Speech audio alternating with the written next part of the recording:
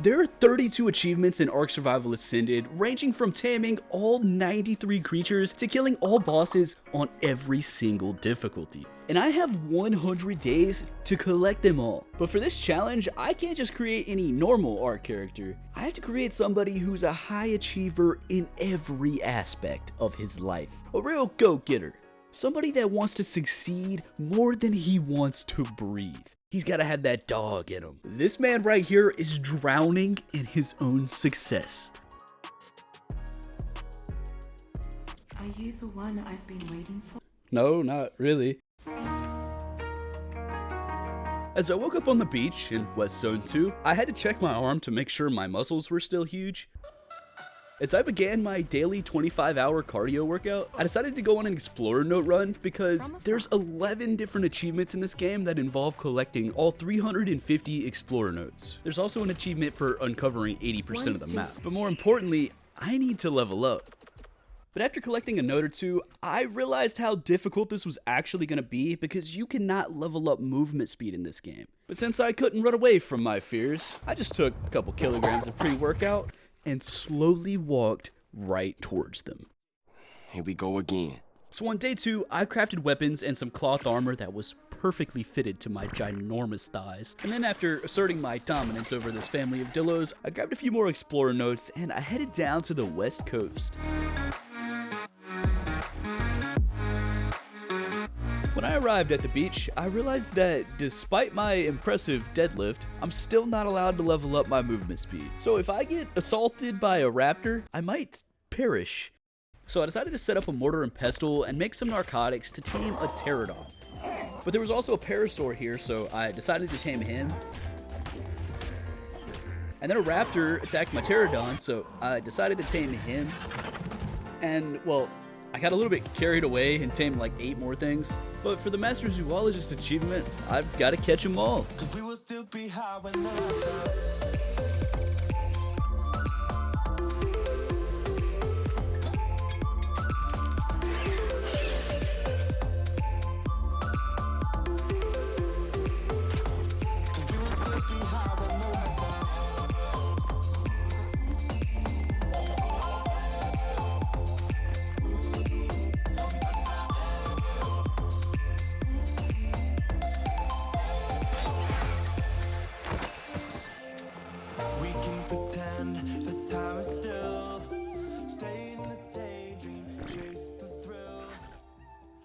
And then to end off day 2, I took Terry north, and after knocking out this turtle, tranquilizing this Pelagornis,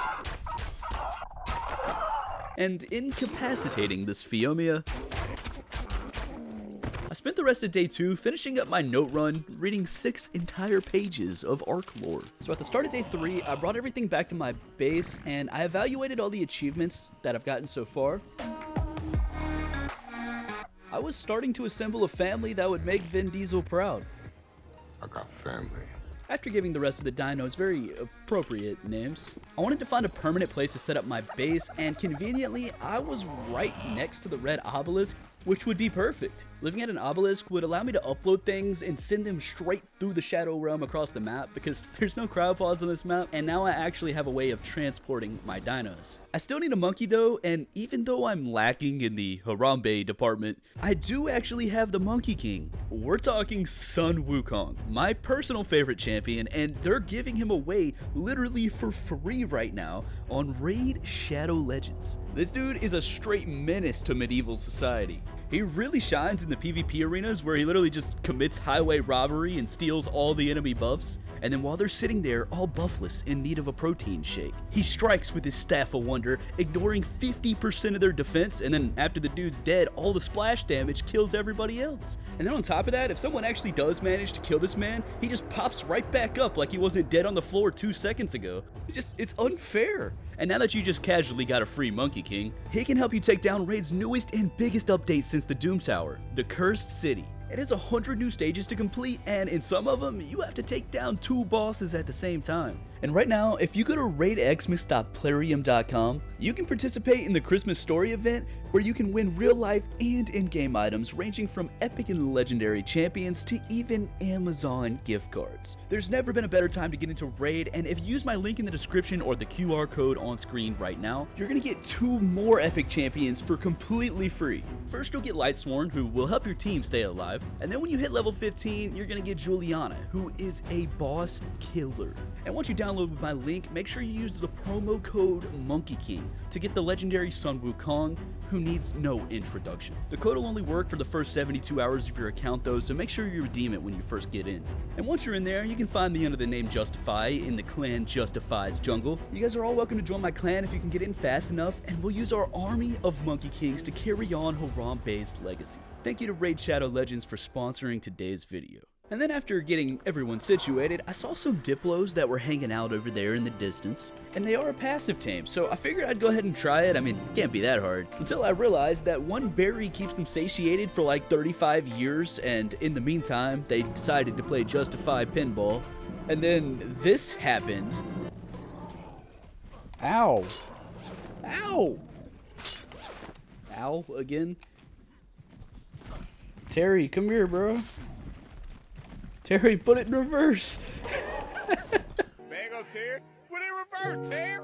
Put it in reverse. Oh, Lord. Lord, please. Oh no.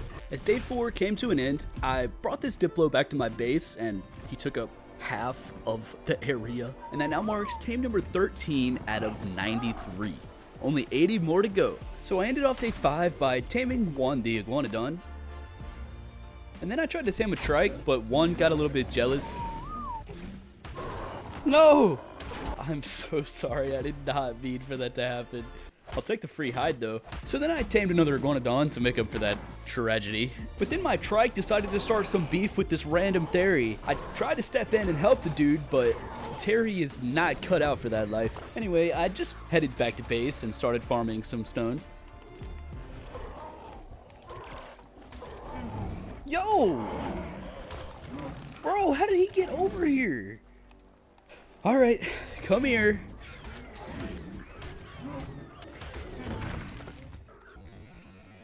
Yo! Anyway, since I can't survive in this world without Terry, I went to go look for his replacement, and instead I ended up knocking out this compy. And then as I was on my way to the beach, I found this poor baby trike all alone, with nobody to take care of him. Okay, look, maybe he wasn't all alone when I met him, but he is now. Anyway, I couldn't really find any good pterodons, but I did manage to find this level 55, and I mean, dude looks pretty cool. So I went ahead and tamed him.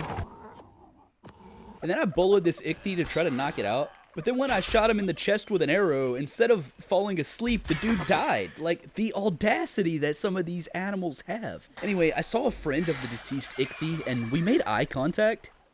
He ran away. So I ran across the beach, swinging a bolo over my head like an absolute barbarian. And then I threw a pinpoint accurate bolo right at his head. Nice. Bro.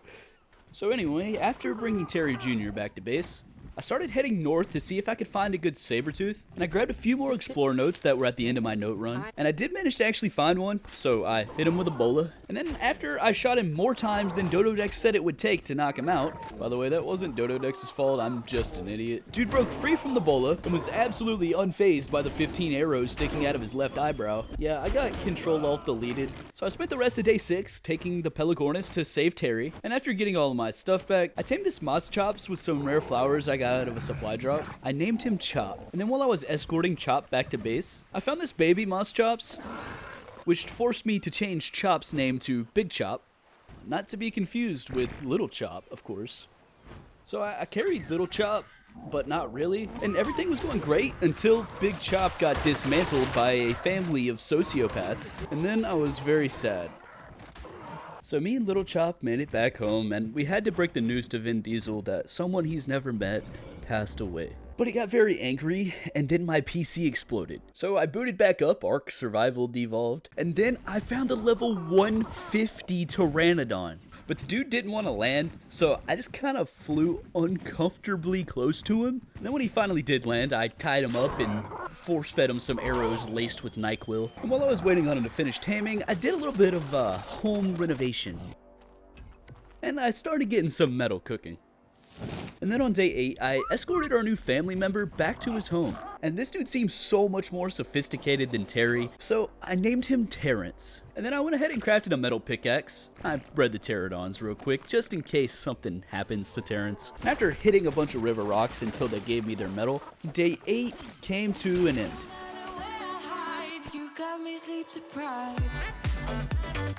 At the start of day 9, I took Terrence out to get some supply drops so I could get some crystal to make a spyglass. But since the drops are so insanely juiced on this game, instead of just getting crystal, I got literal behemoth gates. So I headed back to base, made my spyglass, and then I demolished the behemoth gates. So yeah, now I'm sitting comfortably as the second richest person in the world.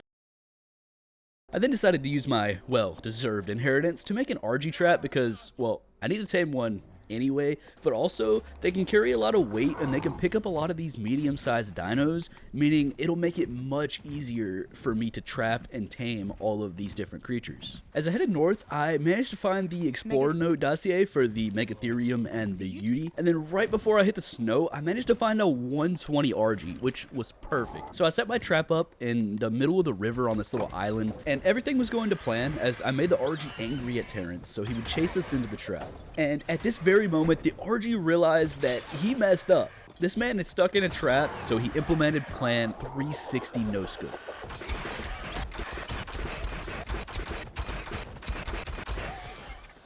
And then after feeding him some prime meat and saving his life from this Olympic swimmer, I finally had an RG marking Tame number 16 out of 93. On the way back to base, I found another Itchy, so I decided to try to bola him to tame him, but apparently this Itchy is well versed in hand-to-hand combat. He broke free from the bola, and then he knocked my crossbow out of my hand. I picked it up, and then he knocked it out of my hand again. But eventually I did manage to knock this guy out, and then I killed some fish to feed him some fish meat. Totally didn't try to feed him regular meat and then sit there for 5 minutes wondering why he wouldn't eat it. But anyways, this guy was going to take a pretty long time to tame, and I was in an area with a lot of new creatures that I didn't have yet. So I decided to set up a trap. The goal of this trap is just to be able to pick things up with my RG and then just drop them inside. But I am specifically looking for a couple high-level saber-tooths because there's no cryopods in this game, and I need to be able to get into the small entrances of these artifact caves so I can get the artifacts for the boss fight. But unfortunately, this little area right outside the snow is like constantly at a civil war with each other, and all the good sabers just keep dying because they won't stop fighting everything.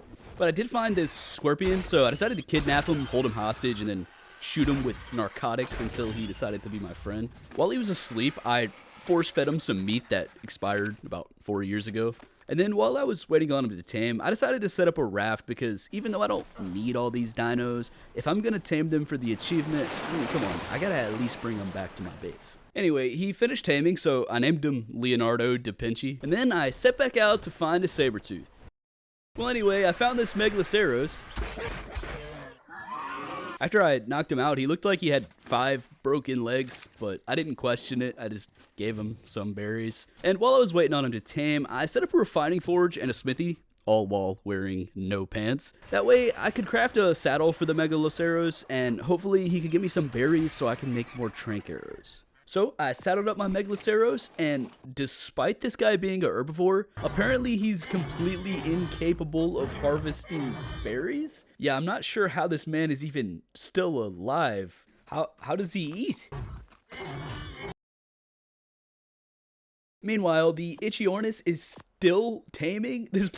I don't know why he takes so long, but I had to pick a bunch of narco berries manually because, well, the Megaloceros is severely lacking life skills. Anyways, there was a level 10 stego over here, so I decided to go ahead and knock that out.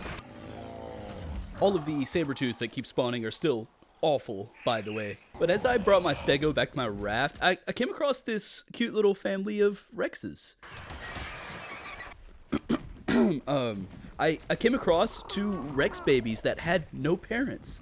It was so sad. So me, as selfless as I am, decided to adopt these little poor defenseless Rex babies and raise them as my own. But anyways, now that I could collect berries with my stego, I collected a bunch of narco berries, and I made sure to do it within sight of my Megaloceros to remind him how useless he is. And I tamed pretty much everything that I could find that I hadn't tamed already. So at the start of day 12, starting with this Anki, it's time for an epic taming montage.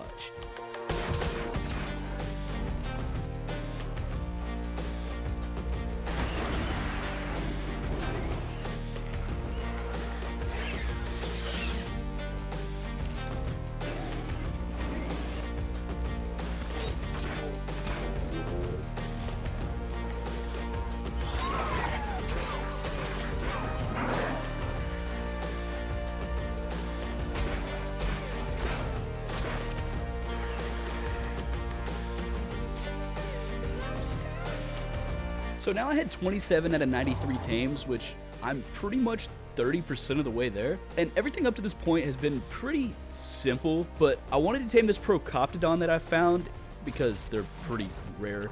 But the issue is you can't pick these guys up with an RG, and whenever you shoot at them, they turn into Usain Bolt and they disappear so fast that you question if they ever existed in the first place. But luckily, I happen to have some rare flowers, and in ARK, when you eat one of these things, every living organism within a 25 light year radius becomes super angry at your mere existence. And the downside of this is, of course, I'm about to get physically assaulted by about 37 lunatics, but the Procoptodon is about to attack me, meaning I can kite him into my trap. Yeah, so I actually misjudged how many trank arrows I would need, but...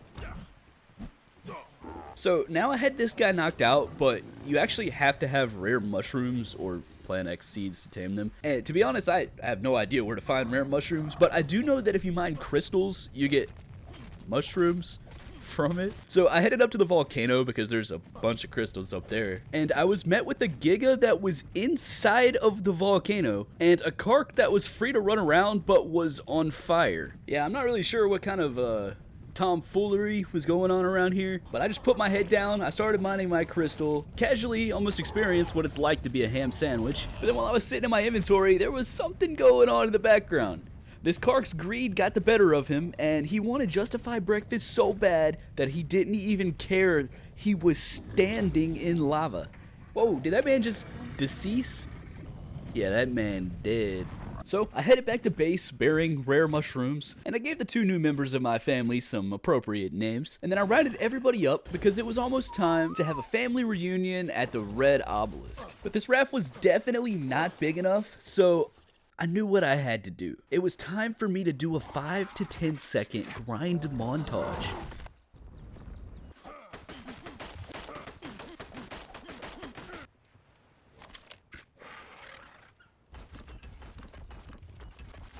And then, one by one, every single creature boarded Justify's ARK, and they were all eager to make it back to base, but the Rexes were not raised just yet. And while I was waiting, I managed to find a pretty decent Sabertooth, so I kidnapped him. I brought him over to my trap, and let's be real for a minute. This dude can clearly fit through that doorway. So either I've got some crazy reverse psychology going on right now, or this man just really likes taking trank arrows to the face. Anyway, the Rexes were now raised, and at the start of day 16, it was time to set sail.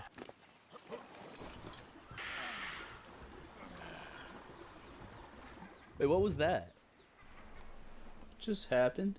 So I'm not sure if you guys just caught what happened right there, but I'm pretty sure that my Sabertooth just got abducted by aliens. When I realized that he was actually missing, I put the tracker on, and yeah, this man's literally in the sky right now. So I flew 350 meters straight up into the air, and I found bro just chilling on top of the world. I guess the aliens just decided they didn't want him or something. At the time, this was low-key kind of funny, but as I progressed throughout this video, much worse things kept happening, and yeah, it just gets to a ridiculous point, but you'll see that later. This is supposed to be a remake, by the way. Anyways, after making it back to base, I unloaded everything from my raft, and I informed Vin Diesel that our family is much stronger now. It made him very happy.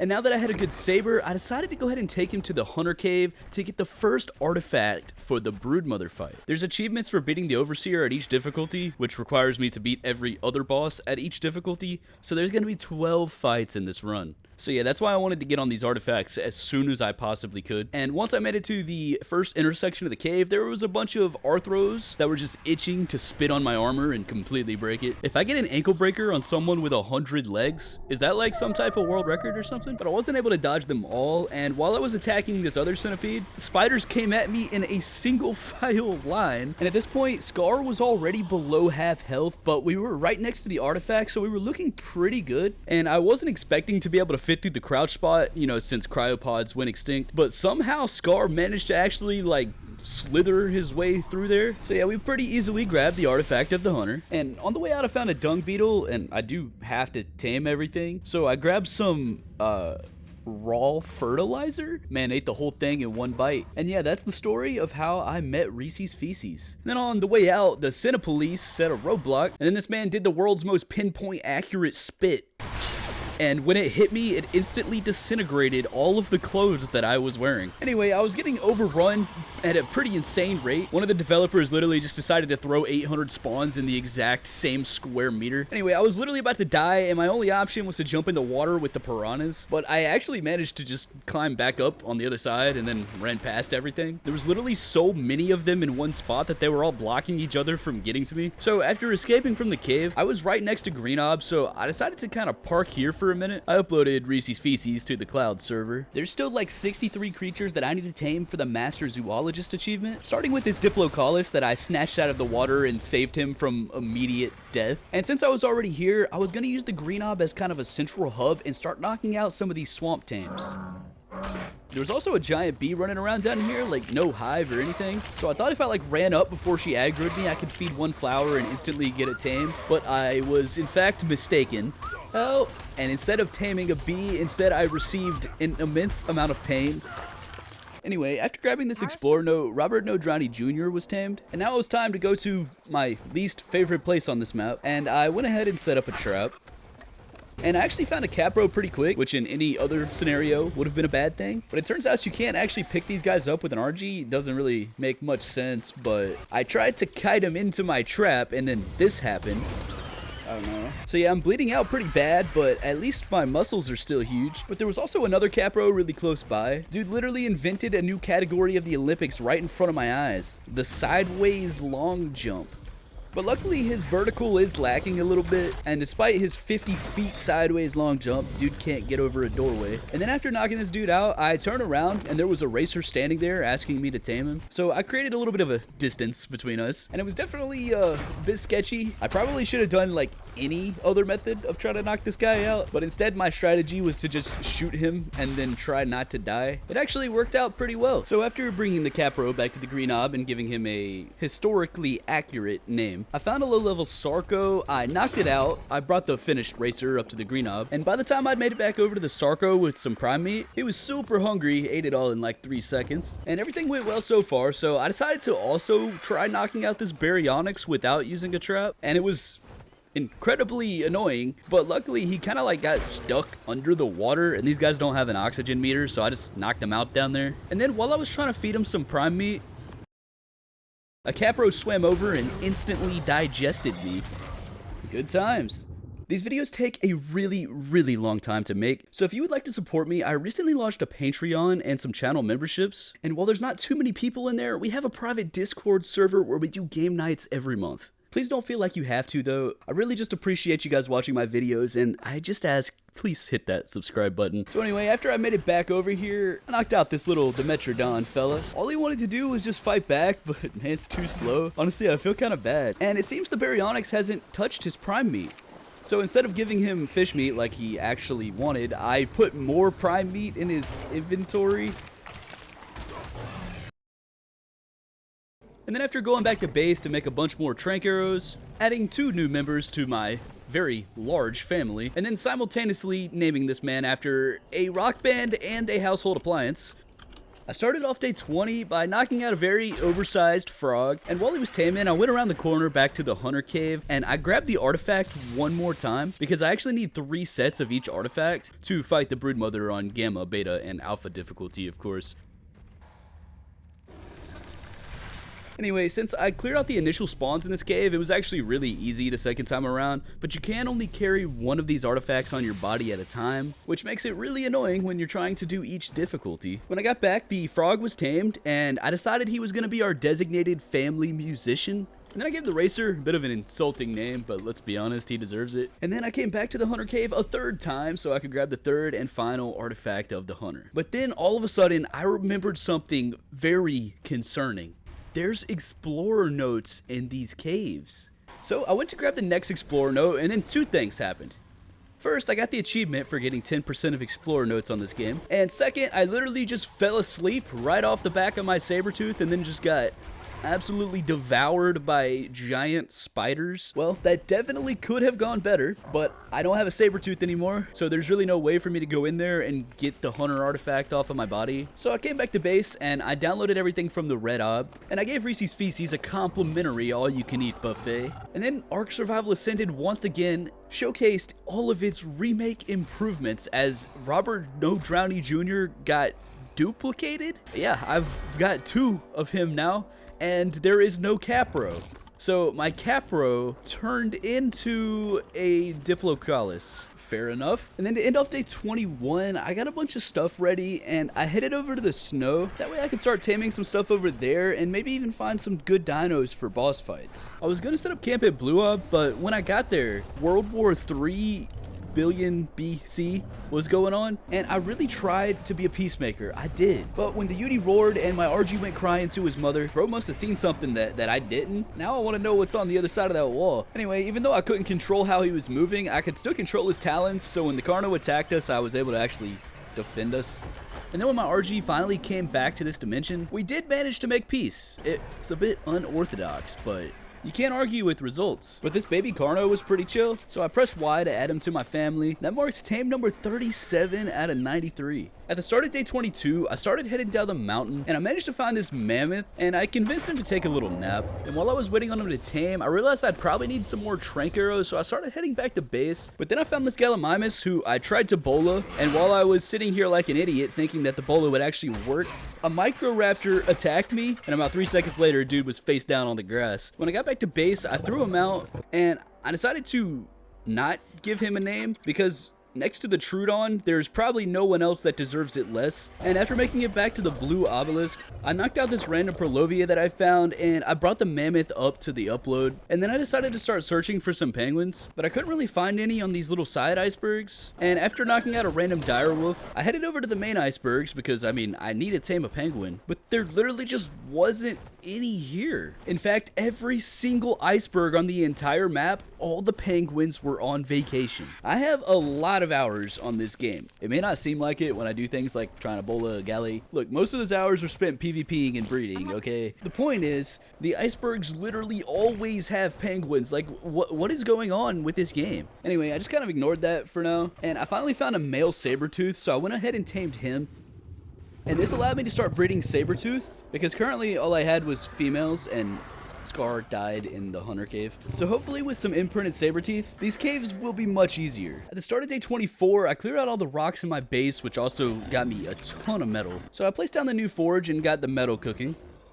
And then I claimed and started feeding the first batch of baby saber-tooth, who seemed to be a little challenged when it comes to gravity. And then I decided to gather some meat for the babies and gather hide to make my really good saber-tooth saddle blueprint at the same time. So now I had like 2,000 hide and the metal was cooked. So I went ahead and made a saber-tooth saddle, and I tried not to question how I'm using 1,400 hide just to make this little saddle. I guess we can just blame inflation. So I grabbed Simba and I found a pretty insane drop before heading back into the hunter cave. And now it's finally time to get revenge and hopefully find the explorer note that I'm missing. I decided to just go ahead and remove my flak armor. I don't really want to give the Arthros that satisfaction again. I actually did manage to find my body from earlier, but then I immediately got jumped by like 35 cave-dwelling degenerates. But eventually I was able to get my stuff back, which also happened to put me over Simba's max deadlift. And since he didn't have a spotter, he wasn't comfortable trying to move more weight, so we had to throw out some of the loot. So I was actually in this cave for an insane amount of time, and I'm not gonna make you guys watch all that, so I'll try to summarize exactly why. So essentially, I walked down this little alleyway and I pushed this Megalania into the water. That doesn't have anything to do with the story, I just thought it was funny. And after exploring the cave for a little bit, I pulled up a map of it on the ARK wiki. I was trying to see how many explorer notes are in here because I've played this map a lot and I know how to get all the artifacts, but I don't ever collect explorer notes. Like, who does that? But the website doesn't actually say how many notes there are or where they are for that matter, but I assumed that I would find them all if I just explored all the routes in the cave. So I ran around for a while, like 20 minutes, and I cleared out the entire cave. I killed everything. When I made it back to this middle section, by the way, the amount of spiders here is like actually ludicrous. Do you see how many spider bodies that is on the ground? Like, look at this. Why? Anyway, I pretty much cleared out the whole cave, and I was just running around an empty cave at this point, hoping to find something. I actually already had 2 of the notes, but I assumed that there was another one. I was checking through like all of my Explorer Notes pages on my inventory, and I was comparing it with this website. The website claimed that there was 4 notes in this cave, but I only had 2. I didn't see anything. Something is not adding up. I literally wasted like an hour just scrolling through all my Explorer Notes, trying to compare it to the one on this website that I couldn't find. Literally just sitting here reading through the ARK lore. I'm over here getting desperate, checking at the bottom of the water. I ran around clueless for like another 15 minutes, and then eventually I gave up. So now that I just wasted like an hour, I did update 25 by bringing Simba to the lava cave. And then I put all my stuff in a storage box and fast traveled back home because I needed to wait on Simba to heal up as this cave is brutal. So while Simba healed up at the lava cave, I went on a quick meadow run. And then after breeding our future generation of saber-tooths and feeding them the absolute minimum amount of rations to grow up into an adult. Look, when they're an adult, they can get food themselves, or well, maybe not because I'm just gonna have them sitting on passive inside my base. Anyway, I think that they'll live, so I headed back to the lava cave. And well, Simba was not actually healed up yet, but I guess I just didn't have time for that, and I just headed right in there anyway. Why am I like this? So according to my sources, which I later proved to not be that accurate, there's supposed to be 2 Explorer Notes in here, and that's what I'm looking out for. So not long after entering the cave, I made it to this first crossroads, and that's a lot of spiders. But eventually Simba was able to take them all out, and then I walked forward about 10 steps and then got attacked by 37 more spiders. But these ones had wings, and essentially I was just trying to like stay away from them because if these things give me mega rabies, I'm going to die pretty much instantly. But anyway, I was just now approaching the second section of enemies, and Simba's health was already extremely low. But a little bit of being on the brink of death never stopped anybody, so I told Simba to get over it, and we continued on. We then came to this crossroads where there's an Explorer Note over here, but that's not actually where the artifact is. So I decided to just go for the artifact first, as my health was pretty low. But then the absolute worst possible thing happened. I have contracted highly contagious mega rabies. If you aren't aware, mega rabies is a deadly virus that kills 1 in 1 people. Its symptoms include death. If you think that you or a loved one may be affected by this highly contagious mega rabies, please consult a doctor, drink a lot of med brews, and make sure there's a bed nearby because you're going to want to respawn when you die. But as my health got lower and lower and the mega rabies counter got lower and lower, it was going to be really close. Okay then. So after that tragedy, I spawned at the wrong sleeping bag, so I had to speed run my way all the way through the cave again. And I thought that I would just get back down here, hop back on Simba, and continue in the cave, but Simba's gone. And my tribe log shows that he's not dead. So after getting some revenge on my mortal enemy, I tracked Simba using this new interface that ARK Ascended added, and it was showing that he was under the ground, but I mean, like, I didn't see anything down there, so maybe that's a glitch. So I just searched everywhere in this cave. I just ran around in circles for like half an hour. And I came to the conclusion that, yeah, he actually probably is down there underneath the map. So yeah, it looks like the aliens abducted him too. And they didn't even have the courtesy to give me back my good saber-tooth saddle. So I headed back to base after getting defeated by some aliens. And I grabbed this 4x Tech Explorer note, and a terror bird jumped me. So I kidnapped him and then knocked him out. So at this point, I was a little bit annoyed, but I returned back to my base and checked on my saber-tooth. And then I realized that wand literally fell under the map at the red ob. I grappled up there so I could get everything out of him. I was literally using this guy as a storage box, so I'm really glad I was able to actually access his inventory. But wasn't Ark Survival Ascended supposed to be like the remake that fixed all of the problems from Ark Survival Evolved? So after wasting pretty much the entire day 27 just dealing with tames falling under the map, I started out day 28 by grinding resources to make a bunch of crop plots, because I needed a bunch of crops going so I could make veggie cakes later on in this run, because there's a few tames that you actually have to have veggie cakes to tame. Oh, and I also wanted some veggie cakes for whenever I fight Doug on Alpha.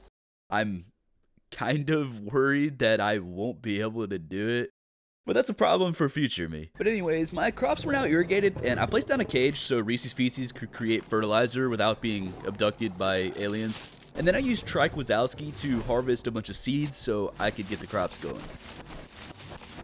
I spent the rest of the day crafting a new saber-tooth saddle, getting a bunch of metal cooking, and then heading back to the lava cave ready for round 2. At the start of day 29, I entered the lava cave on a different one of my sabers, and luckily since I placed these foundations down, nothing actually respawned in the areas that I'd already been through. And after making it to the location where Simba is supposed to be, I decided to take a left this time and clear this area out to grab this explorer note. And then I saw this yellow cave drop on the other side of this little parkour area, and it didn't look too difficult of a jump, so I jumped over there. I grabbed the supply drop. It was alright. But then on the way back, my sprint button did not work, and I just jumped straight into the lava. I died. And at this point, I was heated. Literally. I was really expecting my saber-tooth to just be gone, but luckily, he was still there. I wasn't able to get my stuff back though, so, you know, I'm just riding naked on a saber-tooth. But anyway, I made it over to the artifact, and there really wasn't much here because I had already took it out the first time I was here. So I jumped across the lava, grabbed the artifact. So I headed out on foot and put the artifact in my storage box, and then I did that one more time. But on my way out of the cave, I noticed something. What happened to my saber-tooth? Why is he not standing right here? I didn't even die. All I did was walk out.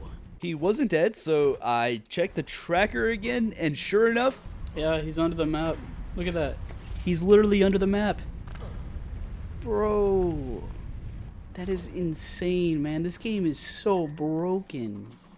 So I went back in on foot and grabbed the artifact a third time, as I tried not to think about how I'd have to grind another insanely expensive saber saddle and level another saber and then wait on him to heal again. And just as I thought things couldn't get any worse, one of those flying spiders literally phases through the wall, and then I run out of stamina, so I literally can't do anything but perish.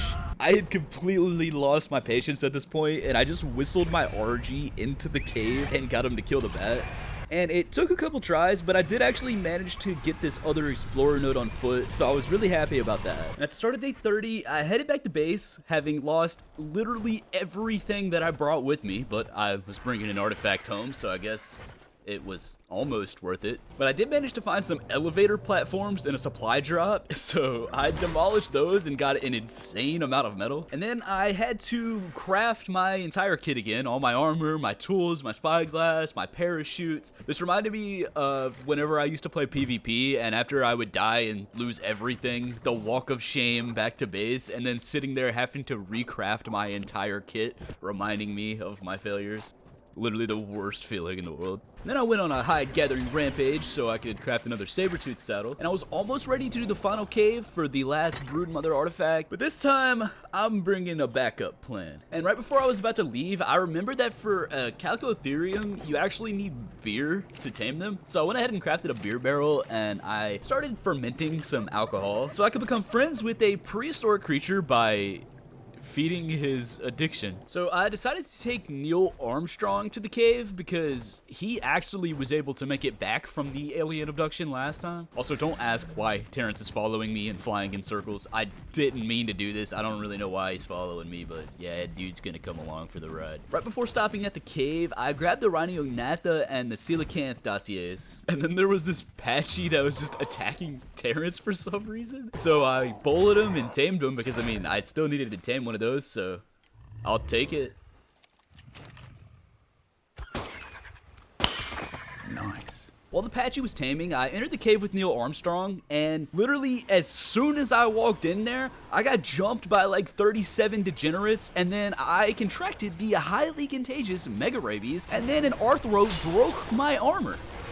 Good times. So after managing to survive that by downing like 30 slices of cooked steak, I grabbed the Megalodon dossier and then I snuck into this Megalosaurus's bedroom and got this explorer note that was right next to his pillow. Man slept right through the whole thing. And honestly, this is like probably the easiest cave in the game. I just made my way to the back of the cave, you know, popping all the wings off the flying spiders as I went. And then I grabbed the last explorer note in this cave, and at this point in the run, I actually did find a more reliable source for these explorer notes. There's actually 3 in every single cave, and there's 4 in the underwater cave, which means that I missed an explorer note in both of the caves I've been in so far. So yeah. After I made my way out of the cave, the Patchy was tamed, and I went back in the cave and grabbed 2 more artifacts, so I didn't have to clear it again later. But I also wanted to try to tame that Megalosaurus because these things are actually pretty rare. So I repaired my armor and got my crossbow and tranks ready. One important thing to note is that these guys are nocturnal, meaning they sleep during the day and they wake up at night. Probably like most of the people watching this video right now. And as I headed down there, nightfall was approaching. As I approached his little cave, I was getting ready to put up some stone pillars so he couldn't get out and actually hit me. But then this happened. He woke up, and even though I told him to stay over there, he had the audacity to come over here before I finished building. So I ran. Because, you know, I don't really want to die today. Anyway, I grinded a bunch of stone and wood so I could make a different type of trap. But then when I headed back down there, he was gone. I'm gonna assume that he's like 200 meters under the map and he's harassing Simba right now. It's actually insane how in this game you can walk 10 feet away from something and then turn around and all of a sudden it's not there anymore. They should have called it ARK Survival Devolved. No, where'd he go? Anyway, I'm done with this cave now, so I named my Patchy Good Luck because I don't have enough, capacity to carry him back to base. And after getting everybody safely back home, I fast traveled to my sleeping bag at the lava cave, and I was hoping that all the foundations were still there and nothing respawned yet. But as soon as I walked through the entrance of the cave, I was met with like 85 sociopaths, so I'm going to have to wait to get this last explorer note. Anyways, on day 32, I set up another storage box, and this one was dedicated to boss fight items. We're actually looking pretty good for the Broodmother, but I would also need dinos to actually do the boss fight, so I flew over to the snow, and since I'm not just doing this on Gamma, I'm actually doing it on Gamma, Beta, and Alpha, which is extremely difficult. I started looking for a Megatherium because Megatheriums do increased damage to bugs, which include the spiders in the Broodmother arena. But I actually spent the entire rest of day 32 and then majority of day 33 looking, and I didn't find a single good Megatherium. But I did find this level 5 Daedon, so I shot him with a tranquilizer, and then he passed out. Nice. And then I uploaded him to Blue Ob so I could easily download him at my base. And that was literally the only productive thing I got done all day. Anyway, on day 34, I finally found a penguin, but not even where they actually spawn. This dude was just walking around in the snow. And the penguin icebergs are still a tumbleweed simulator. So I'm not sure what's up with that. But anyway, I give a new meaning to the phrase Club Penguin.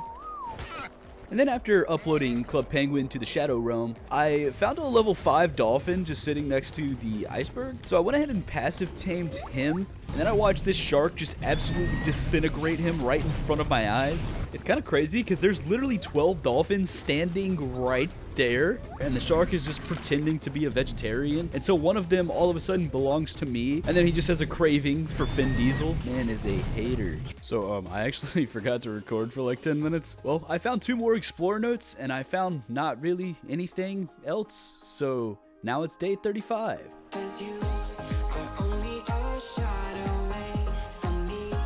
Anyway, on day 35, I found a 130 Megatherium. So I collected a little bit more wood and I set up a trap.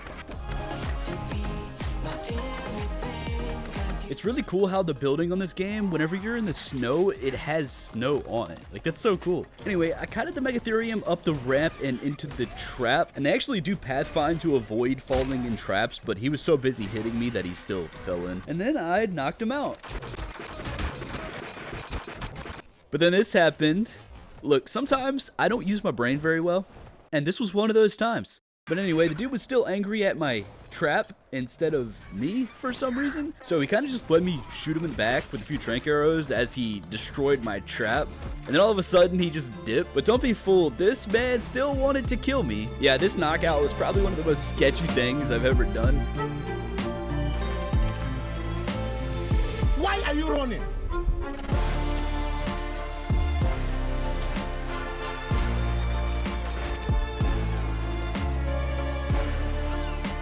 What is... Are you gonna chase me or are you not?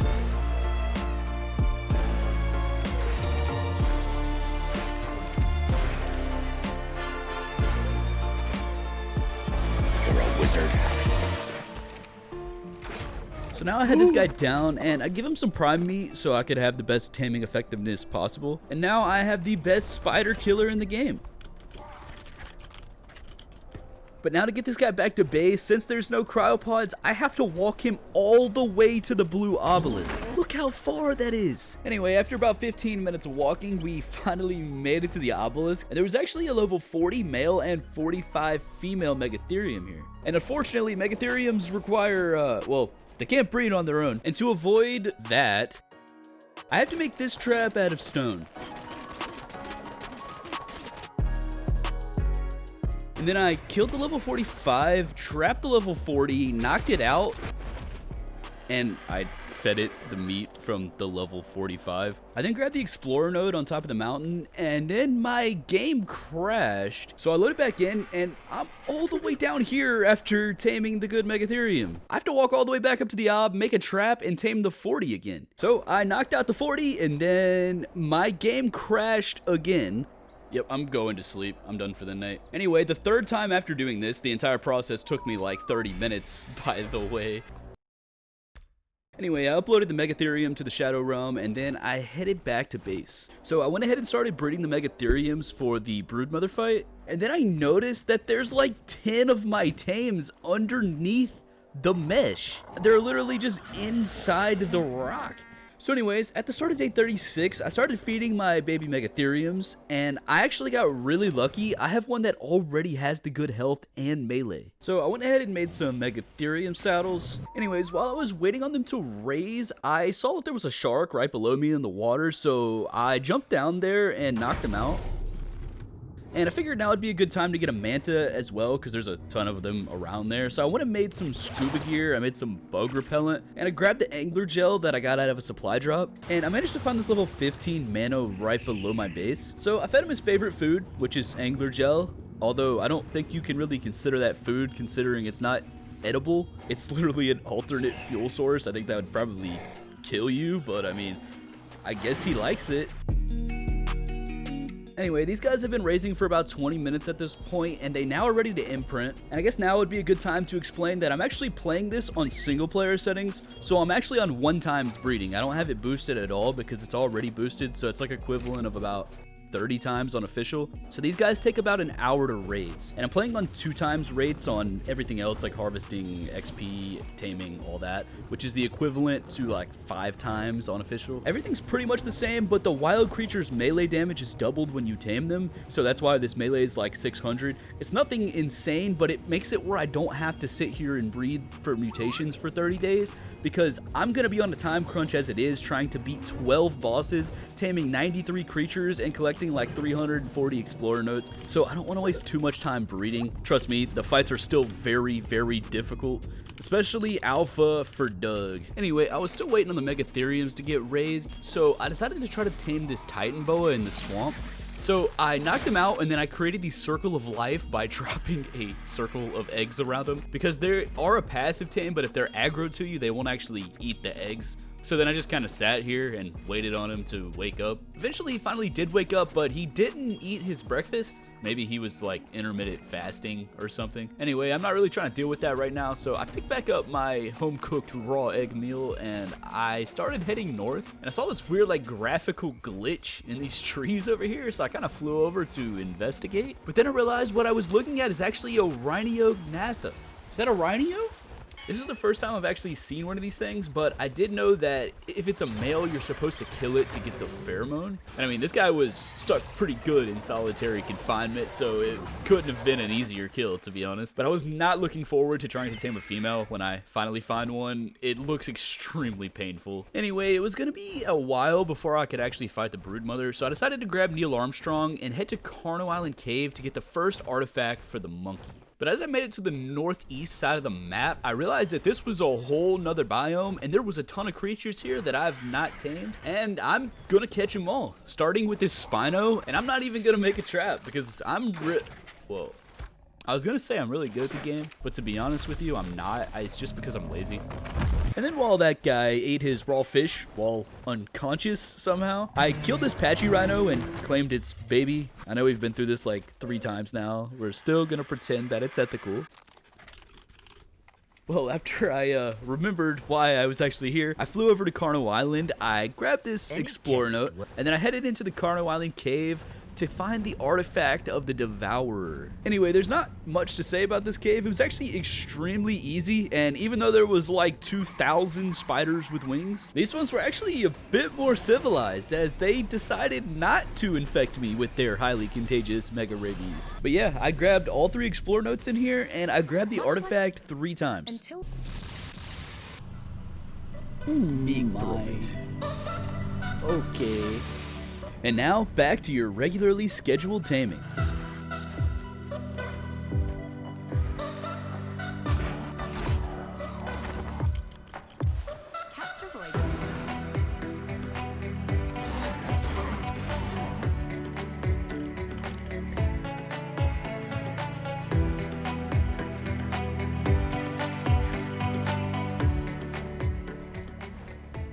And now, after all of those tames from the north, I now have 53 out of 93 tames for the Master Zoologist achievement. And on my way back to base, I found a level 10 Quetzal. And I wasn't really planning on taming one of these guys right now, but this is definitely one of the more rarer things, so I wanted to go ahead and get it out of the way. And I spent the entire rest of day 39 getting resources to craft 3 behemoth gates using the RG's saddle as a smithy. And then I flew over to the Quetzal, eating as many rare flowers as I could fit in my mouth at once. But it seems like this guy has some extreme discipline, because even if he was angry at the fact that I ate a rare flower, he was doing a great job of suppressing his feelings, and he showed no emotion whatsoever. I even tried hitting him to see if that would work, but then he just ran away.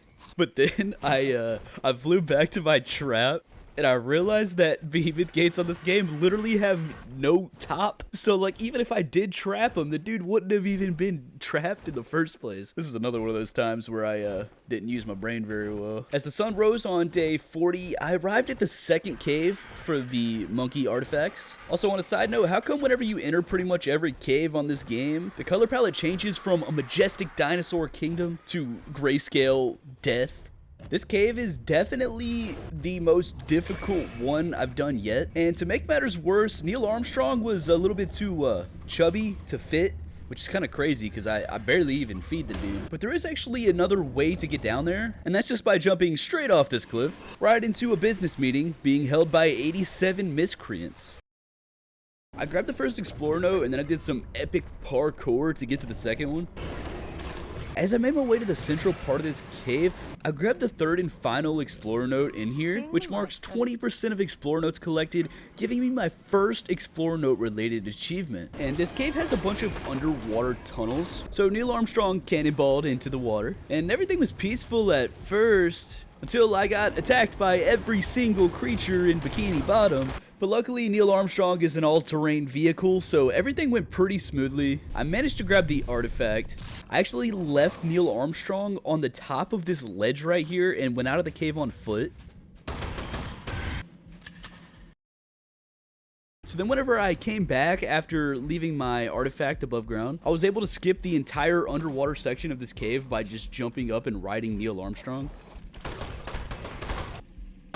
And I did this to grab the remaining 2 artifacts. And then I took my good saber saddle off Neil Armstrong. I said good luck to him, gave him a couple diet plans, maybe eventually he'll make it out of there. And now that the Megatherium was finally raised, I had a guarantee on the good stats, so now I could just keep breeding the Megatheriums over and over again. And I also had some beer that was finally fermented from my beer jar, but it's not for me, of course. I don't drink. It's to get a certain dinosaur drunk because I know that he's not gonna want to be my friend if he's sober. So I headed back to the snow to try to find a Calicotherium and tame some other stuff that I haven't tamed yet. I actually managed to find an otter in one of the snow rivers, and I was gonna just, you know, kill 1 or 2 fish to tame him, but then all the saber-toothed salmon literally attacked me and I almost died. But eventually I was able to finally tame the otter, which is actually huge because these guys can hold artifacts for you. This means I don't have to run in and out of the cave 3 times every time now. I can just give the artifacts to the otter. I also knocked out this woolly rhino,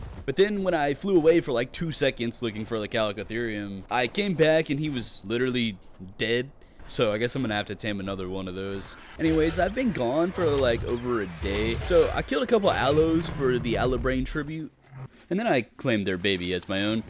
And I started heading back to base, and after getting a couple baby Megatheriums claimed and some food in them, I found this pretty happy Bronto family. There was a mother and her 2 children.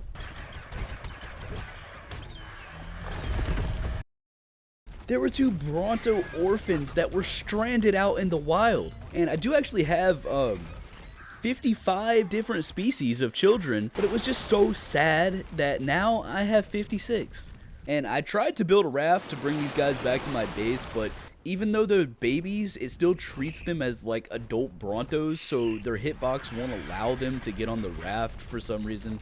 It's kind of dumb, but I'm not walking these guys all the way back to base. They're extremely slow. But hey, at least for the last 15 minutes, they got to experience what it was like to have a parent. I kept exploring the snow, but I also had a bunch of sleeping bags so I could fast travel every 15 minutes or so to claim the new baby Megatheriums. But fast traveling on this game seems to do some pretty interesting things.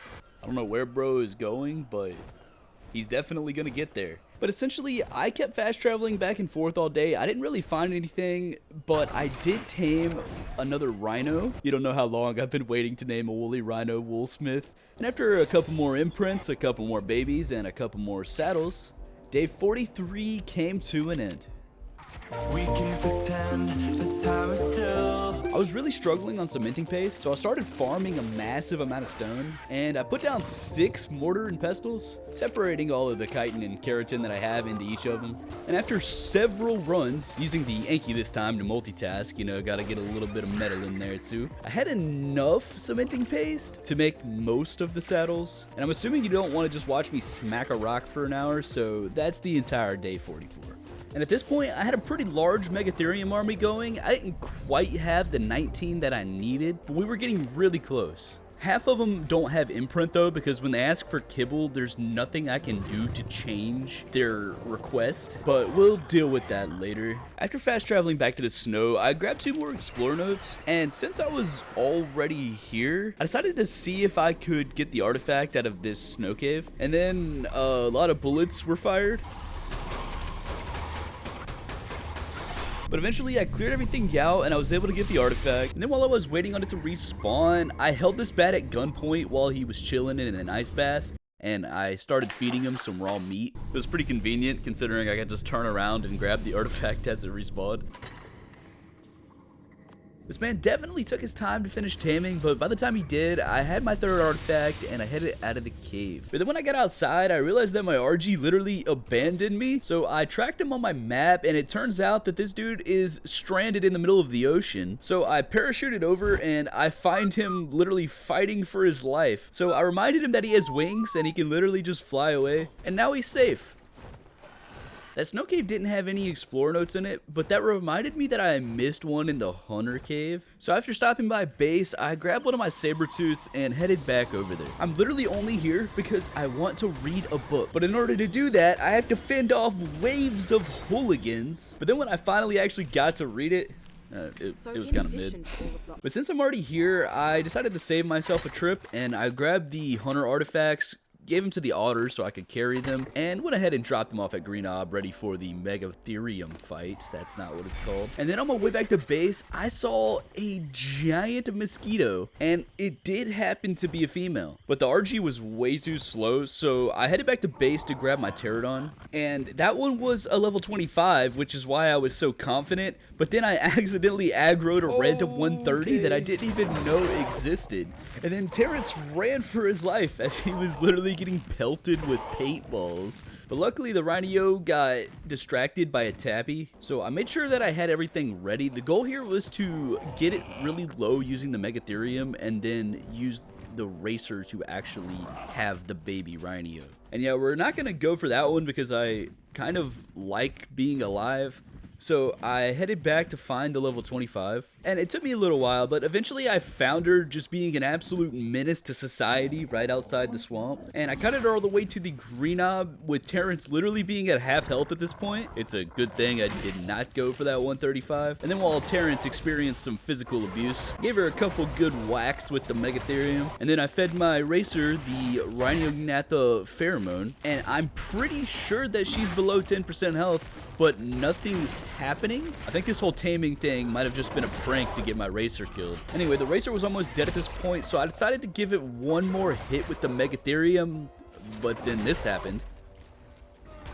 Oh, didn't mean to do that. Well, that was incredibly annoying, but the Megatheriums were getting close to being ready for the boss fight, and I just had to make some more saddles and raise a couple more babies. I do it again. Add it up, bankroll, euro, peso, add it up. I'm just doing me, everything is on me, oh you matter what. Add it up, bankroll, euro, peso, add it up. And now all that was left to do was just wait on this very final generation of Megatheriums to finish raising, and it was time to fight the broodmother. But in the meantime, there was a tappy flying really close to base, so I angered him by eating a rare flower. And then he just started doing circles around Elon Tusk. The dude got bit from 370 degrees, and I can't allow that to happen, so I decided to show this man my insane Bola PvP skills. Bro, that Bola was insane. Note to self in the edit, cut out the 3 bolas that I missed. Meanwhile, I'm still trying to get 19 fully imprinted Megatheriums, but it seems that they're rallying against me, and like 75% of them want kibble. At least there's one that actually appreciates his existence. But I had to set an example because I can't allow this behavior to continue. If I say no kibble, you're not getting any kibble. Conveniently, I need to tame a Trudon, and I have some Megatheriums that need to be taught a lesson. So I grabbed an angry Trudon and brought him over to my base, and I was expecting the Trudon to easily kill them, but that definitely did not happen. So yeah, I just kind of held the Trudon above the Megatherium's head, hoping that he would get some bites in. I would not recommend this strategy. Alright, I give up. We're just gonna pretend that this did not happen. So after wasting an entire day, I grabbed some bug repellent and headed back over to that snow cave. And then with an entire bucket of bug repellent applied to my body and a full ghillie suit on, you know, to camouflage myself with the snow, I snuck up behind the spider and then shoved a huge piece of raw mutton right in his mouth. He didn't even notice that I was there. And then after reverse pickpocketing him 3 times, I was a bit tired from all that work, so I decided to take a nap. I'm not a very light sleeper. Okay, so I can already feel myself getting roasted in the comment section right here, but I ran out of stamina on the way back to base, so I landed, of course, and I just kind of assumed that the tappy could kill this Carno, but then this happened. Wait, whoa! No! I hope that was worth it, buddy. It's gonna be the last time you do anything. I'm having so much fun right now. So after coming all the way over here on the RG to get my stuff back, I decided to go ahead and tame a monkey while I was here. But I accidentally tamed a Pego instead. I accidentally tamed 2 Pegos and I accidentally tamed 3 Pegos instead. But I was finally able to tame Harambe Jr., marking tame number 61 out of 93. That's 2/3 of the way to the Master Zoologist achievement. And at this point, I actually did have more than enough Megatheriums, but surprise, surprise, not all of them were imprinted. They seem to have some issues cooperating, so they're gonna go to battle anyway, and if they die, well, that's not on me. So after transferring all the Megatheriums straight through the Shadow Realm from Red Ob to Green Ob, all that was left to do before the boss fight was to wait for them to heal. So after filling up all their feeding troughs with some berries, I started heading towards the snow, and I managed to get another Rhinognatha pheromone on the way. So the reason I actually came to the snow is because I want to tame a Yudi for the boss fights as well, because when you roar with a Yudi, it buffs all of your dinos by 30%. But while I was here, I finally found a Calicotherium, and, well...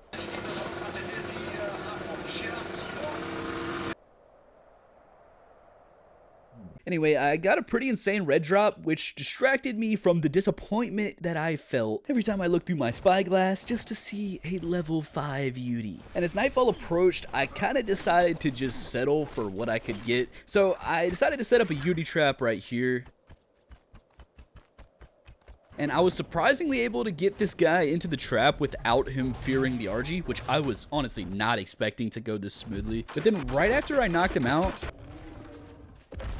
I instantly found a 145 Yudi, of course, right after I set the trap up all the way over there. And it was pretty clear that it was basically impossible to kite one of these guys over on an RG. Like, that's just not gonna happen with him getting feared every 10 seconds. So I tried my best to do it on foot, but these things are literally faster than you in this game. But I actually managed to get him over to the ramp of the trap.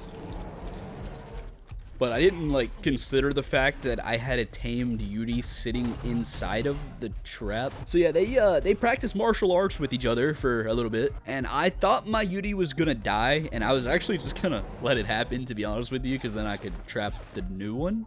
But it turns out that we have a winner, and it's definitely not the 145. So honestly, I'm just impressed, and I know that I probably shouldn't do this, but I'm gonna take this guy into the boss fight, even though he's only like level 120. And I still needed a ton of tributes for all 3 boss fights. So yeah, I killed a bunch of T-Rexes so I could collect their arms.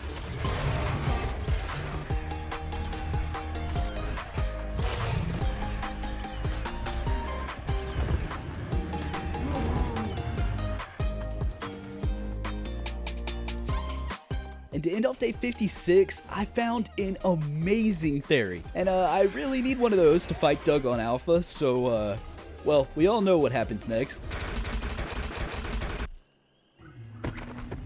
But I forgot that these things torpor drops extremely fast. I needed some berries because I used them all on trank arrows for my 8,000 tames. So I had Harambe aggressively smash the bushes, and it turns out that's a pretty effective strategy at picking berries. I also managed to find a pretty good tappy right next to where I knocked the Theory out, and despite me swinging a bola over my head like a maniac, this dude literally just landed right next to me, and then he acted all surprised when he got hit with the bola. And then I knocked him out with my fists like an absolute savage. And after about 20 minutes of tending to the Theory, he was tamed, and I couldn't really think of a name, so I just named him with his purpose.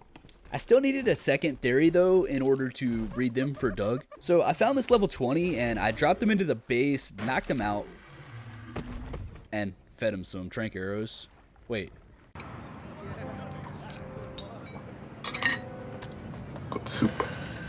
And now that I had a really good Theory, I could get a head start on breeding so I wouldn't have to sit here and wait around like I am with the Megatheriums. And these guys are going to be able to take out Doug, the Megapithecus, and the Overseer. Also, I downloaded Donald drunk back at the base because, I mean, who doesn't like living with an alcoholic? I also finally remembered to download the Yudi, who really needed a long way to go with his healing. And since this guy's going to be so important to this run, I decided to name him after my first Patreon supporter.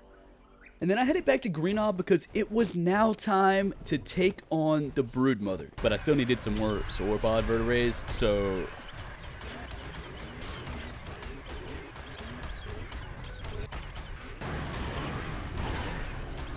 But on my way back to the Green Ob, I actually found another Quetzal, and I really didn't want to pass up this opportunity, so after putting up all the stuff at the Green Ob and get everything ready for the Broodmother, I took my Tappy out to tame this guy, and this is the only possible method that I can even think of since I'm by myself. So I got out of the driver's seat and then rode shotgun.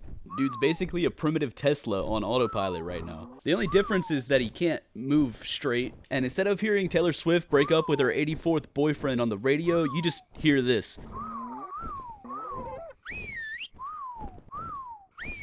It's really not hard to knock these guys out if you have another person to carry you so you can shoot at them. And the only time I've ever done it by myself was when I was on a griffin, so like I could shoot at it while I was flying. I could actually control what I was doing. This was just a whole nother level of annoying. There were times when I actually did get a lot of good shots off.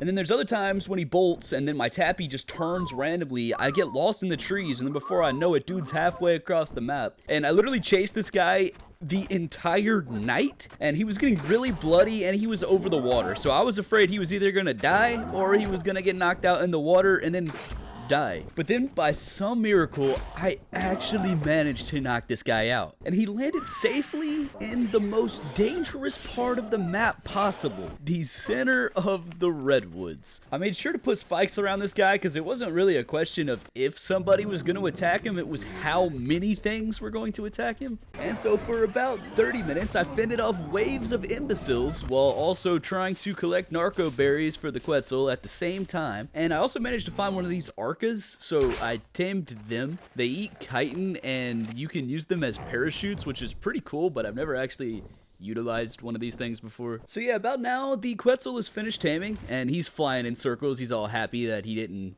die. So yeah, he's got a better name now. Anyway, I brought him all the way back to my red ob base, still just holding my arm straight up in the air while carrying this ARK, by the way. And while I was already here, I grabbed my scuba gear and went to the ocean to grab some pearls. And I used these to make a Udi saddle and then headed back to the green ob.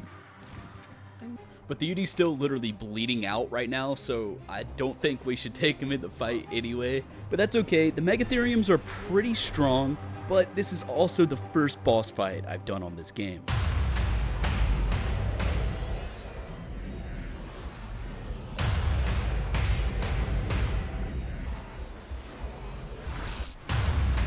The reason for using Megatheriums in this fight is that they're really strong to bugs.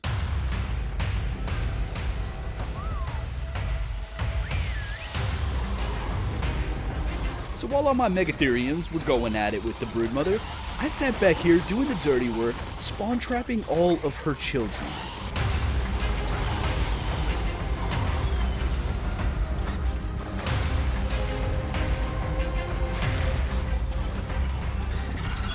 It took a lot longer than it looked for you guys, but it was still pretty easy, and now I got the achievement for killing ARK's first guardian, I got the hologram explorer note for the broodmother, and I got a bunch of element and the easy trophy for the overseer. So the Megatheriums were a little bit beat up after their 8-hour shift, but they were still breathing, so let's work them some overtime. I hope that I don't regret this.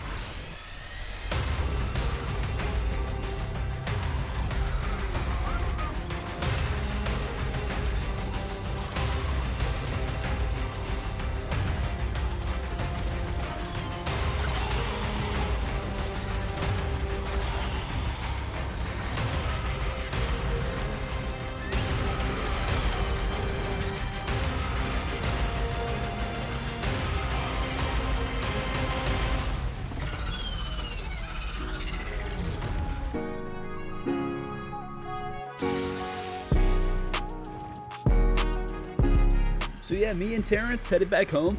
Dude seemed happier about that victory than I was. And as I arrived back at base, I placed down my first 2 broodmother flags, marking 2 out of 12 total bosses. I'm not gonna lie, most of these other ones are gonna be very, very difficult. Anyway, while I was waiting on the Megatheriums to heal up before I took on the Alpha Spider, I set up a generator and some air conditioners so I could start hatching all of the Theri eggs that I've been saving up this whole time.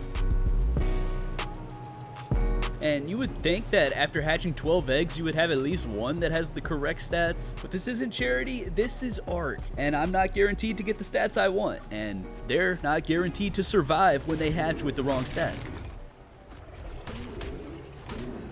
Well, it's clear that this was going to take a lot longer than I initially thought. I thought I was going to be able to go ahead and start pumping out the boss theories like right now. So I set up a bed at the green ob and I got the Megatheriums lined up because there's like a solid 6 or 7 on that roster that don't have imprint, and the beta fight did not go the greatest.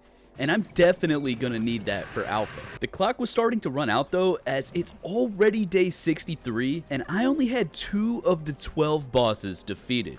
We have to do this by day 100. So I put my head down and I started grinding.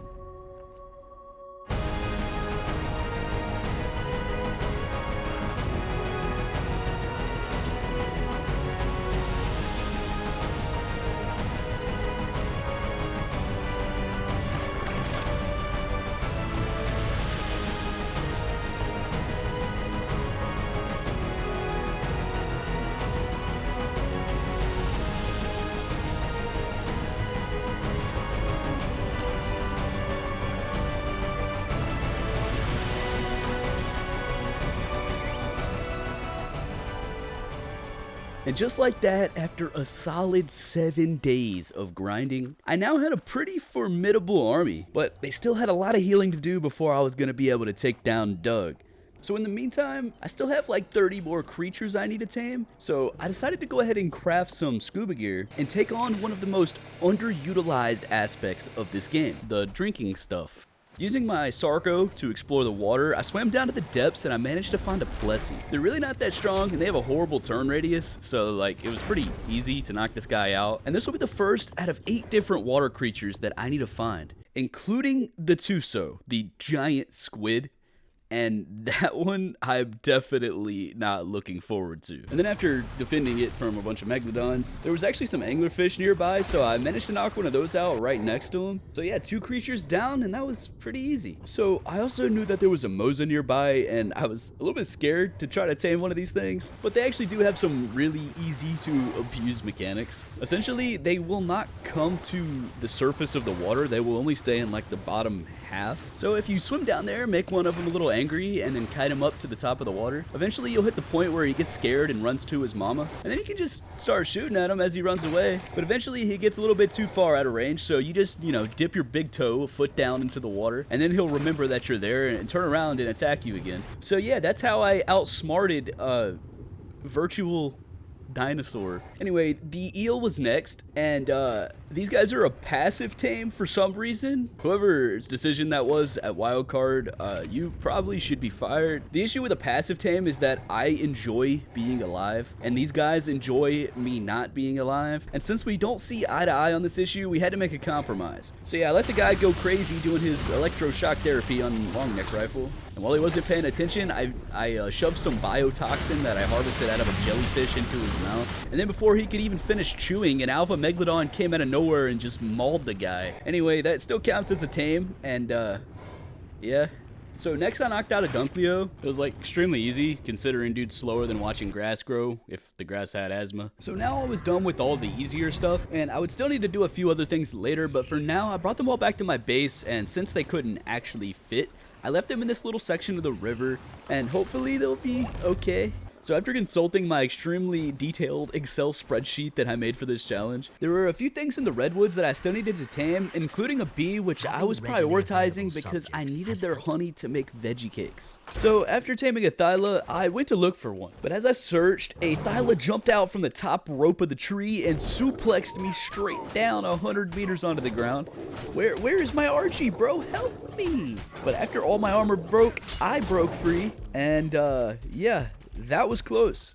And then I instantly got dismounted by a Microraptor. Good times.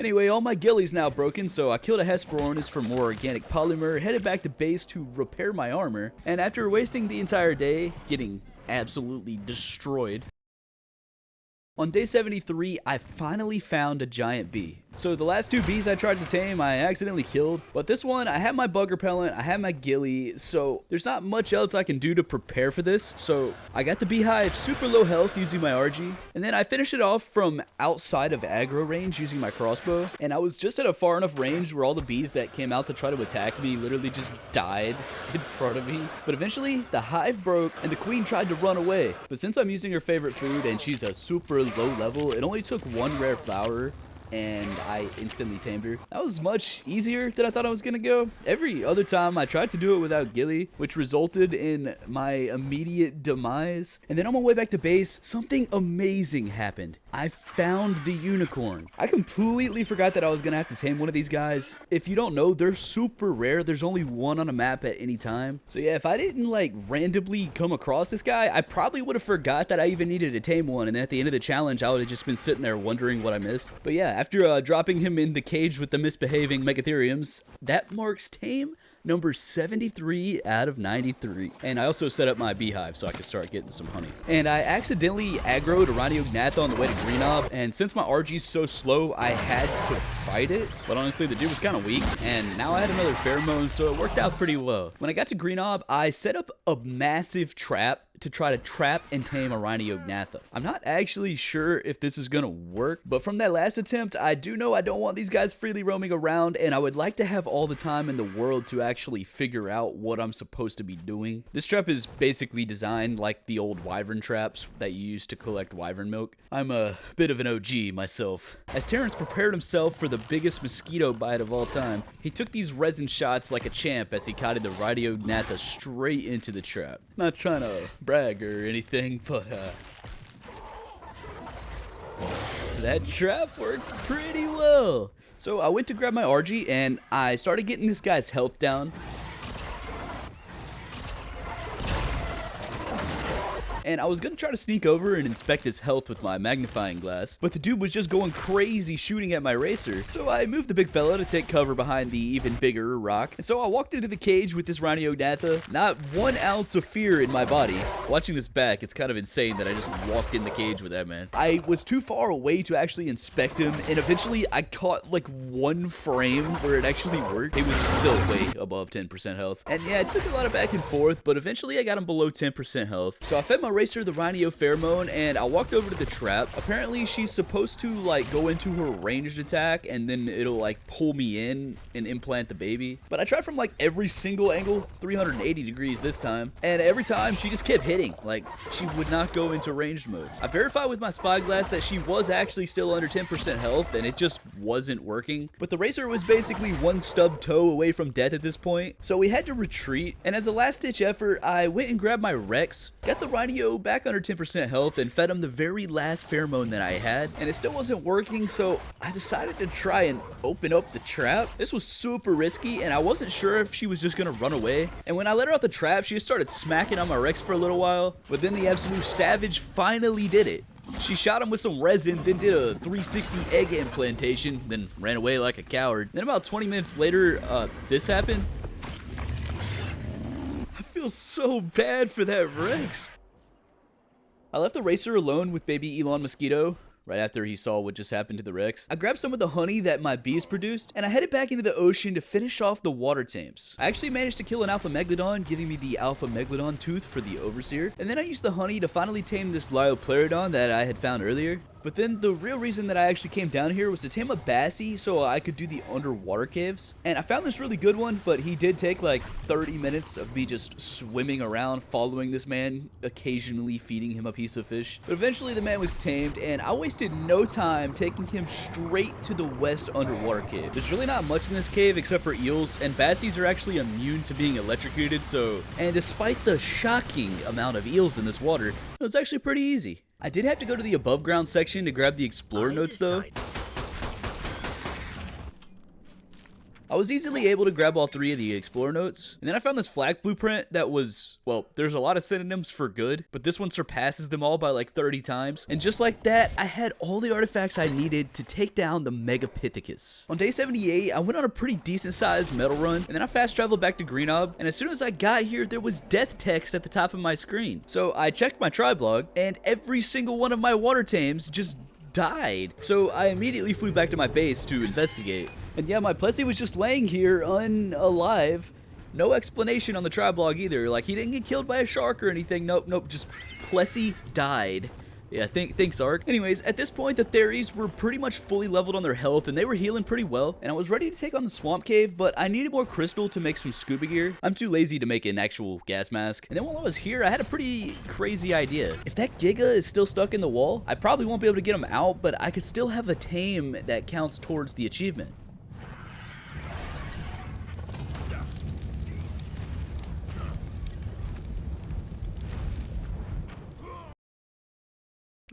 Anyway,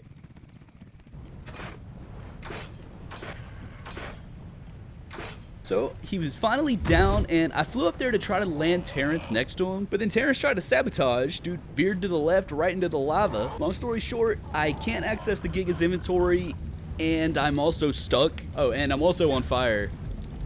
Why don't we just bring everyone to the volcano? I was actually trying to, pull my body in, but that works, I guess. After me and the squad grabbed this explorer node on the way back to base, I had the crystal that I needed to make all the scuba gear, and I carried a dude that really hates bugs to the swamp cave by using a giant bug. And this really shows you how lost I am without cryopods. Megatheriums cannot fit in the swamp cave. So I death punched this terror bird so hard that my game lagged, and being the problem solver that I am, I'm just gonna take a baby Megatherium into there.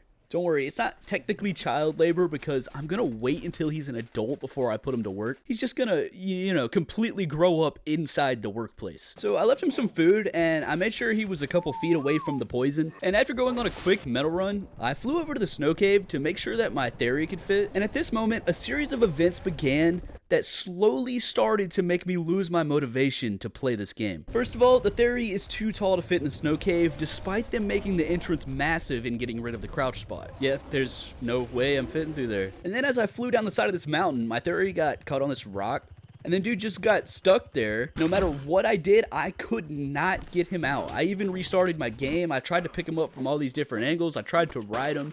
There was nothing I could do. And at this point, I was annoyed. I was just like, all right, whatever, dude. I'll breed another one. Let me go check on my Megatherium at the swamp cave. Then I got stuck in the entrance, and I had to restart my game. And as I headed into the cave, I noticed that the Megatherium wasn't there. I checked my tribe log, he's not dead. I checked my tracker, and I should have known that this was gonna happen.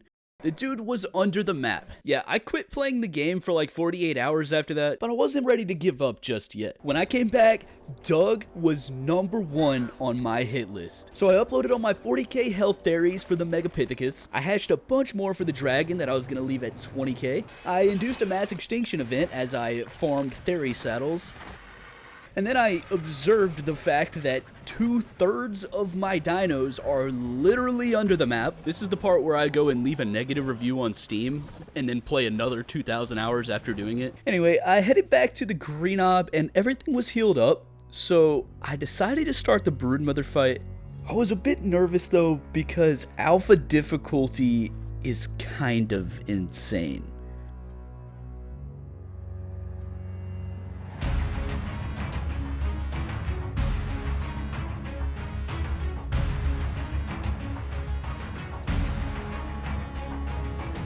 Having a UD was helping a ton, and using Megatheriums is the best in slot option for this fight.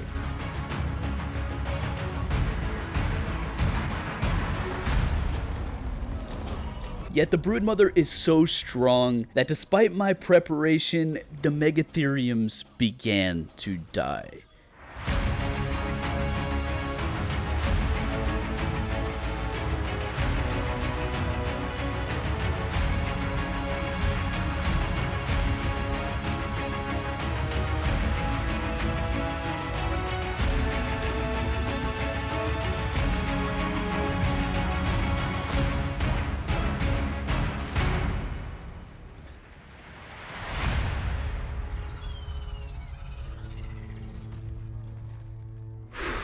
Those Megatheriums are insanely bloody. That was close. So after that massive victory, all 3 broodmother fights were complete. So I went ahead and grabbed all the theory saddles that I made, I brought them over to the blue ob, and I went ahead and downloaded all the theories and got them ready for the fight, and now I just had to wait on them to heal. But I still needed some more Megalania toxin and Spinosails to start this fight. So I headed back to the central cave hoping to kill a couple Megalanias, and after wasting a bunch of time just wandering around the cave, I realized that they actually don't spawn here. So I headed to the Carno Island cave where they do actually spawn. But one of those winged spiders told me that they actually moved out about a month ago. So I flew over to the library. I found some information to track the guy down. I eventually found out where his residence was and I snuck in the back. I convinced some of the neighbors to let me in. And then I shot the guy in the back with like 34 trank arrows. Dude didn't even flinch. But anyway, when you knock these guys out, you actually can still get the Megalania toxin from their inventory. So I tamed a Megalania and I also got the last couple couple Megalania toxin that I would need to fight the Megapithecus. And then on the way out, I almost lost my RG to a rock. And after dropping this guy off at base, which I expect him to be under the map when I come back, by the way, I headed back to Blue Ob, and I now had all the artifacts and tributes needed to beat Gamma and Beta for the Megapithecus. The monkey's typically regarded as the easiest boss, and this was on Gamma difficulty, so I thought it was going to be a breeze, and I didn't really think too much of it. What I didn't account for, however, was that theories can be knocked back due to their low drag weight. If you make it up to the monkey fast enough, you're in an enclosed area, so this isn't a problem. But of course, I didn't do that, and I wasted a bunch of time standing around doing literally nothing.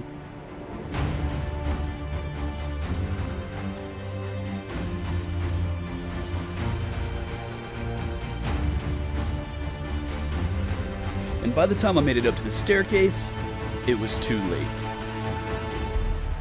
My theories kept getting Hulk smashed into the void, and there was nothing I could do but watch.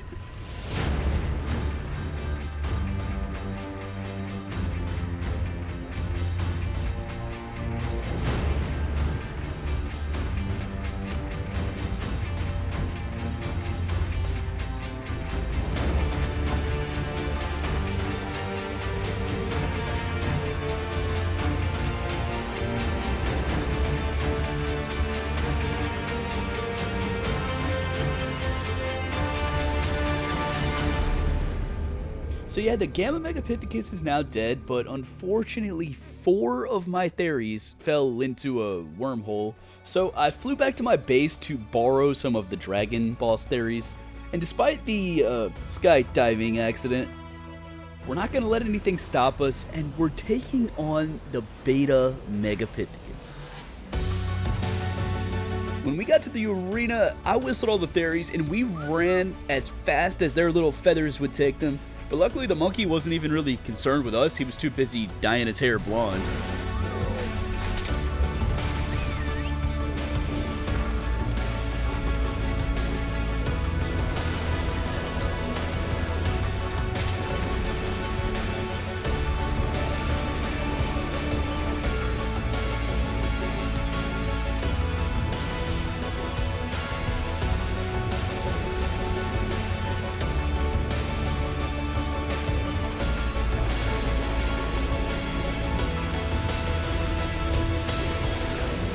And if he would focus more on combat training instead of fashion choices, maybe he wouldn't have died so easily.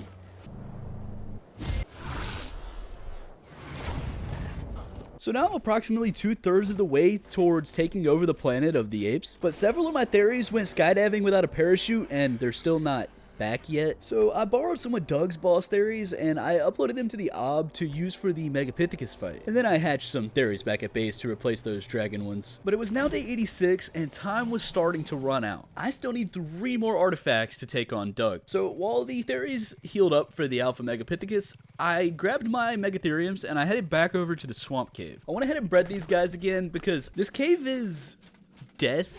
And while I was waiting on the gestation, I went and grabbed my Sabertooth, as backup. And now the baby Megatherium was finally born, so I named him Shrek. Because he's gonna be living in the Swamp Cave for his entire life. So me and the Saber escorted our baby Shrek into the Swamp Cave like responsible parents. But then I realized that I forgot the scuba gear and I forgot to get this guy some berries. So I walked about 10 feet away, just for 5 seconds. And when I got back, my child was gone.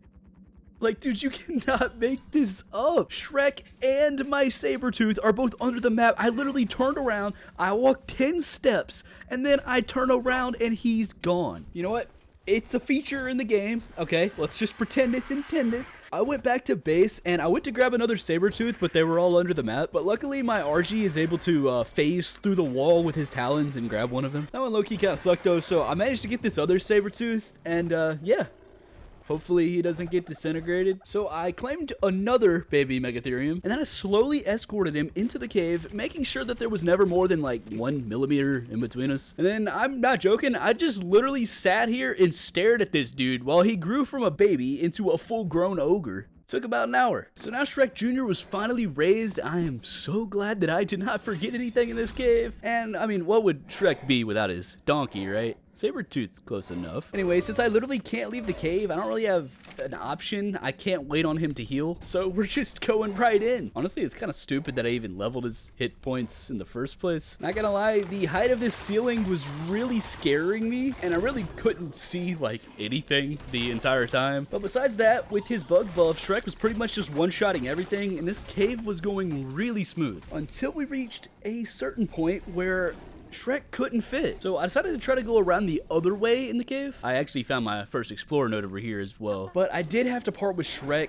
and to be honest, when I was riding Donkey, this cave went from easy to absolutely terrifying. I now had to worry about Arthros just disintegrating my armor, not to mention there's like 9 leeches on my back right now. I finally realized I actually needed to replace my scuba tank, and I was super low health at this point. Also, on a side note, isn't it like so cool how ARK has all this realism built in? Like, for example, if I wear a scuba tank and a mask and even the pants, right, but I don't put on my scuba flippers, I will die from suffocation. But eventually, I finally made my way around to the second explorer note, and I got super lucky as Donkey just absolutely tanked some Arthro spit for me. And I'd finally made it around to the artifact, although I was still missing one explorer note. I didn't really want to go back out there though, so I just kind of sat in here and waited on the artifact to respawn twice. And eventually I finally made it back out to Shrek, so I slowly walked towards him in my scuba flippers that I can't take off. And then I abandoned him like 30 seconds later. Sorry, buddy. As I made my way back to base with a camera angle that's probably going to give me nightmares, I put the artifacts in the obelisk, and day 88 came to an end. And now it was time to take down one of the hardest things in this entire game,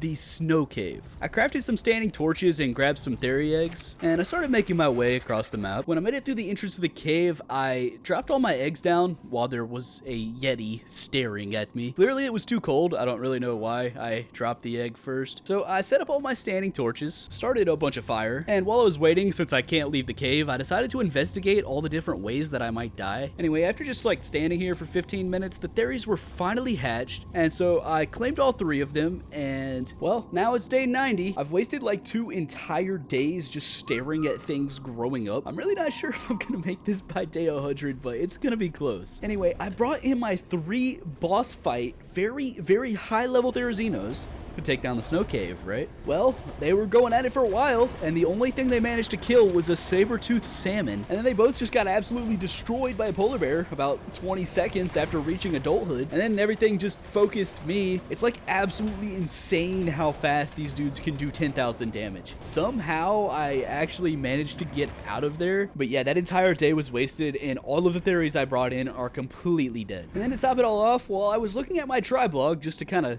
recap what happened, a polar bear somehow got all the way out of the entrance, and the worst part is that my otter is now dead. So I made my way back to base, and I decided that I'm gonna try to go for a bit of an unconventional strategy. You might recognize this if you played the game right when it came out in like 2015. Essentially, I'm basically spending all of my life savings to craft 200 grappling hooks. So yeah, that took a while, and after that, I had to go find another otter, of course. There's literally a -% chance that I'm doing this cave more than once. This otter is going to be carrying so many artifacts, and after traversing the entire river that goes through the center of the map, I finally found one of these guys, and I started flying back to the snow cave, and I'm actually extremely worried at this point. This is one of the most dangerous and risky things you can possibly do. I'm not gonna lie, I was low-key terrified to even attempt this, but as soon as I walked in the cave, we had a problem. All of those dire bears that just absolutely eviscerated my 3 Theris followed me to the entrance, and this entrance was way too low for me to grapple above them. And to make matters worse, 3 of them were almost level 300. I didn't really know what else to do, so I just kind of started shooting. So I'm not gonna make you watch all this, but just know each one of these dire bears was literally tanking like 80 to 100 arrows. So yeah, I was like sitting here grinding arrows trying to repair my crossbow. But after like 45 minutes, the last level 285 one was finally Control-Alt-Deleted. And now that the entrance was clear, I repaired all of my armor. And low-key, I was so worried that I may have went on a test server and practiced this several times. But anyway, as I entered the cave, I started stalling. But then this Perlovia like started running at me, and I panic grappled to the ceiling, and at this point, there was no turning back. I knew the route really well because, like I said, I practiced this, and there's a lot of really sketchy sections, but if you're really fast and you properly kite things off cliffs, it is possible to beat this cave with just grappling hooks. The scariest part is when you detach your grapple and you start falling, you gotta get up as quick as you can, which is why I brought so many grapples, because I can't just shoot long sections because I'll be falling for extended periods of time. I have to go super fast and super short distances. When I made it to the first tunnel section of the game, everything was kind of like off to the side, so it really wasn't too bad right here. But then when I got to the end, I realized that the reason for that was one of the developers was feeling like a menace that day at the office. Man decided to place every single polar bear in Prolovia spawn on the exact same pixel. If I get hit by a polar bear, I'm probably gonna die, and if I get hit by a Prolovia, I'm going to get dismounted from my grapple. And there was like no way I was getting past that, so I set up the storage box and sleeping bag that I had on my otter. I've kind of practiced this a few times, so essentially I just ran over here naked with a primitive crossbow,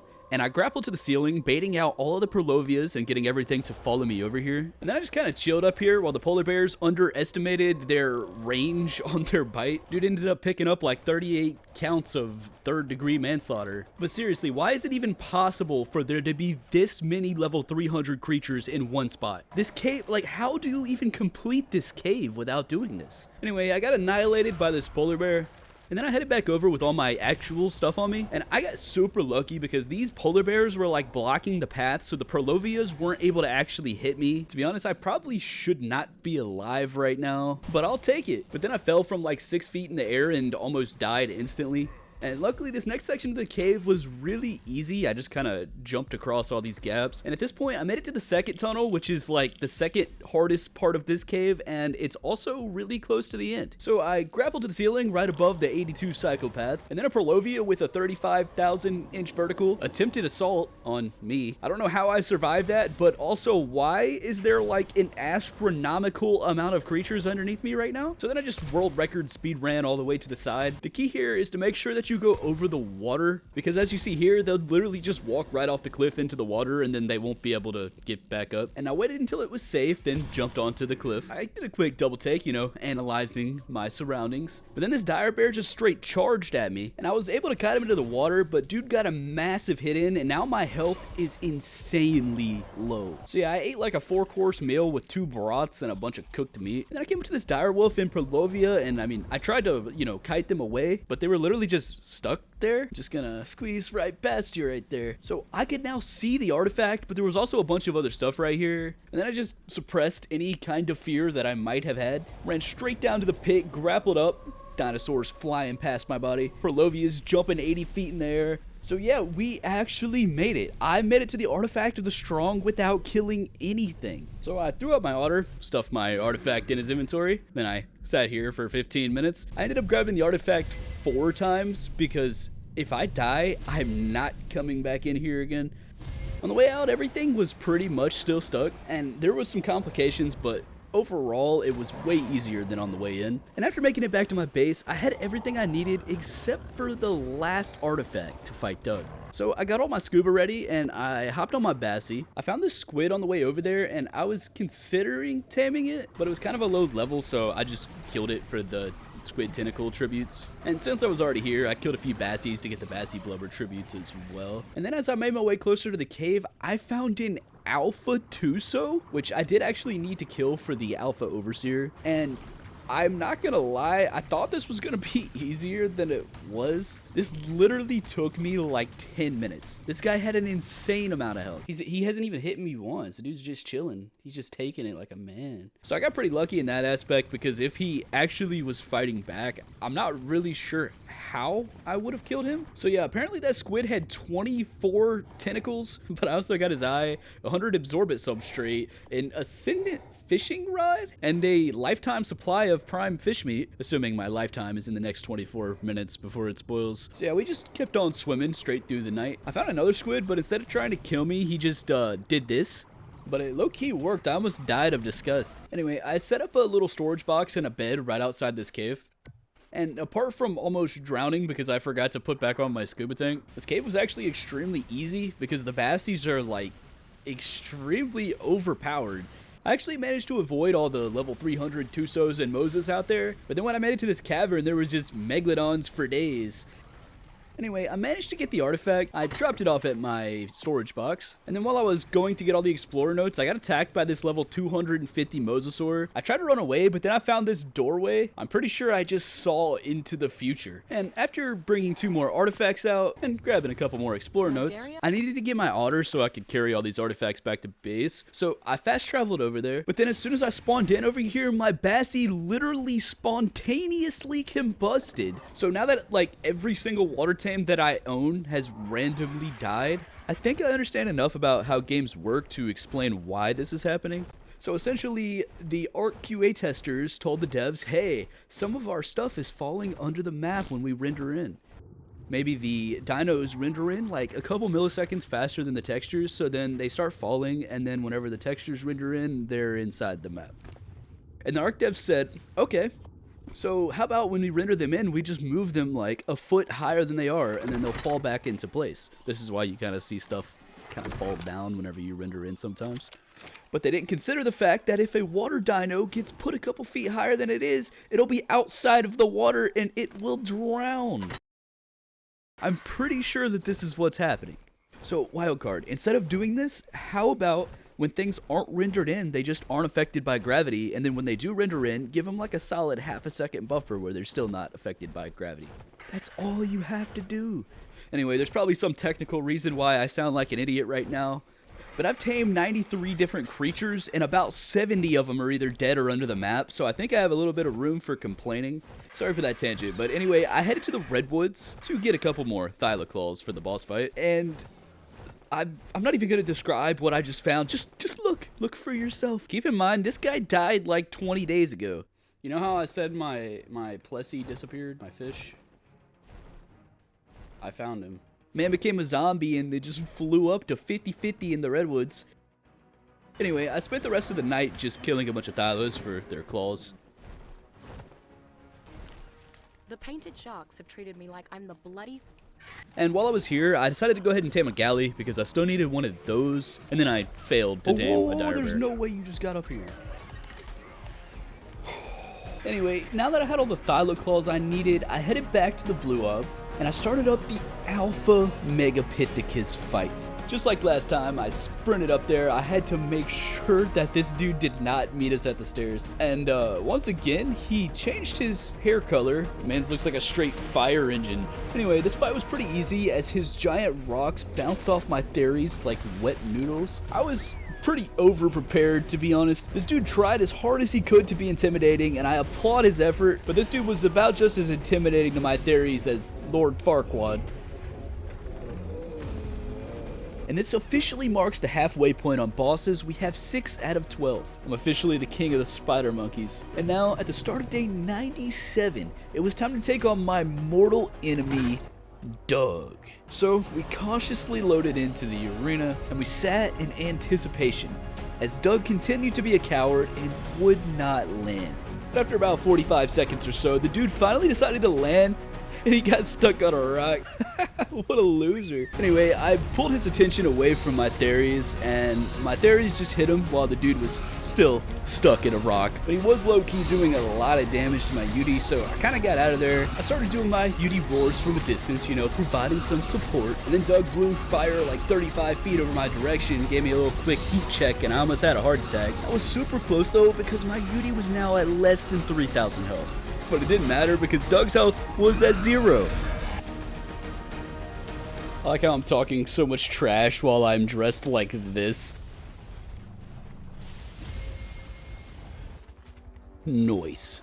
So now that I had no water tames, and I really didn't need anything crazy, I decided to just go ahead and tame a low-level squid. I was kind of holding out for a better one. Realistically, I don't really need it, so this will make it much easier to tame anyway. I just used my Sarco to get grabbed by the squid. And then while he was just absolutely manhandling my Sarco, I swam up to his beak and just gently stuck 50 black pearls inside. Dude ate them all in one bite. If this guy was a higher level, that would have took way more feedings and I would have needed to actually tank damage, so that worked out pretty well. Anyway, I used this this guy to kill an alpha moza for the tribute for the alpha overseer. Squidward got a bit of a glimpse into the afterlife right there, but then I was able to pump a bunch of stats in him from killing that moza, and even low-level squids, like, they just have insane stats. Anyway, there was one last tribute that I would need to do Doug on beta and alpha, and that is a Giga Heart. And I did happen to know where a Giga was. And honestly, I needed to kill him anyway because he's preventing more from spawning on the map. So I was trying to like pull this guy out so I could actually hit him. But for some reason, just like Terrence, my RG just randomly turns and walks right into the lava. And despite how large my muscles are, that Giga bit straight through them. So I brought Elon Mosquito over, and unfortunately my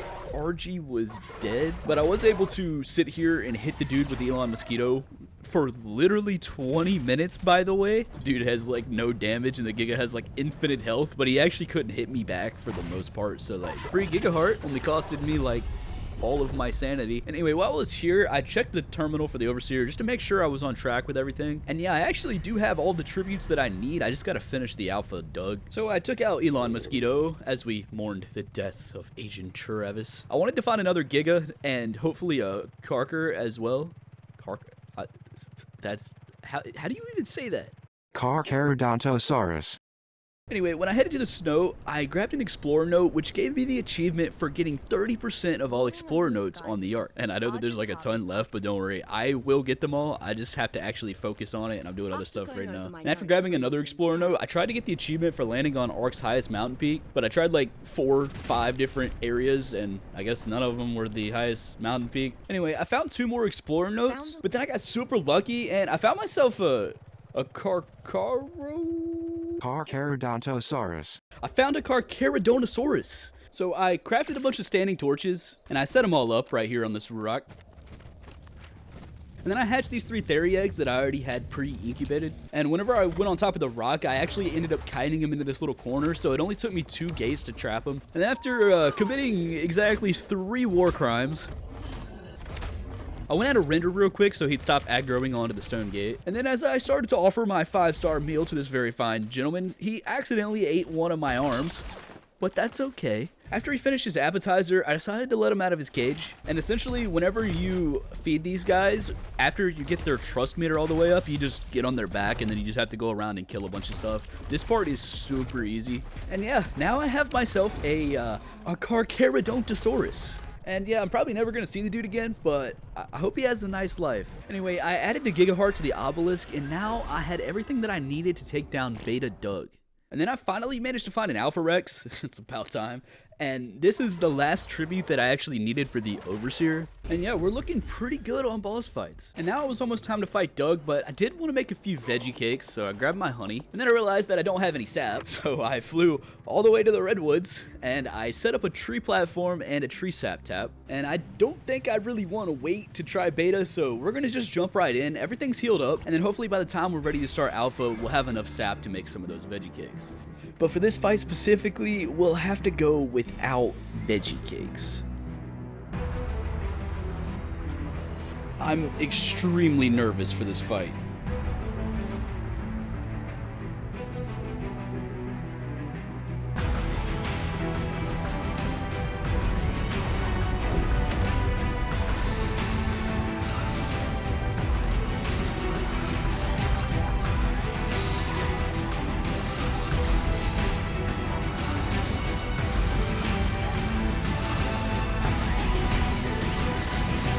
The dragon still had a lot of health, and my theories were already beginning to die. So after waiting for the next cycle when the dragon landed again, I tried my best to keep his fire from hitting all of my theories. I think we can still do this, but I'm gonna have to be perfect.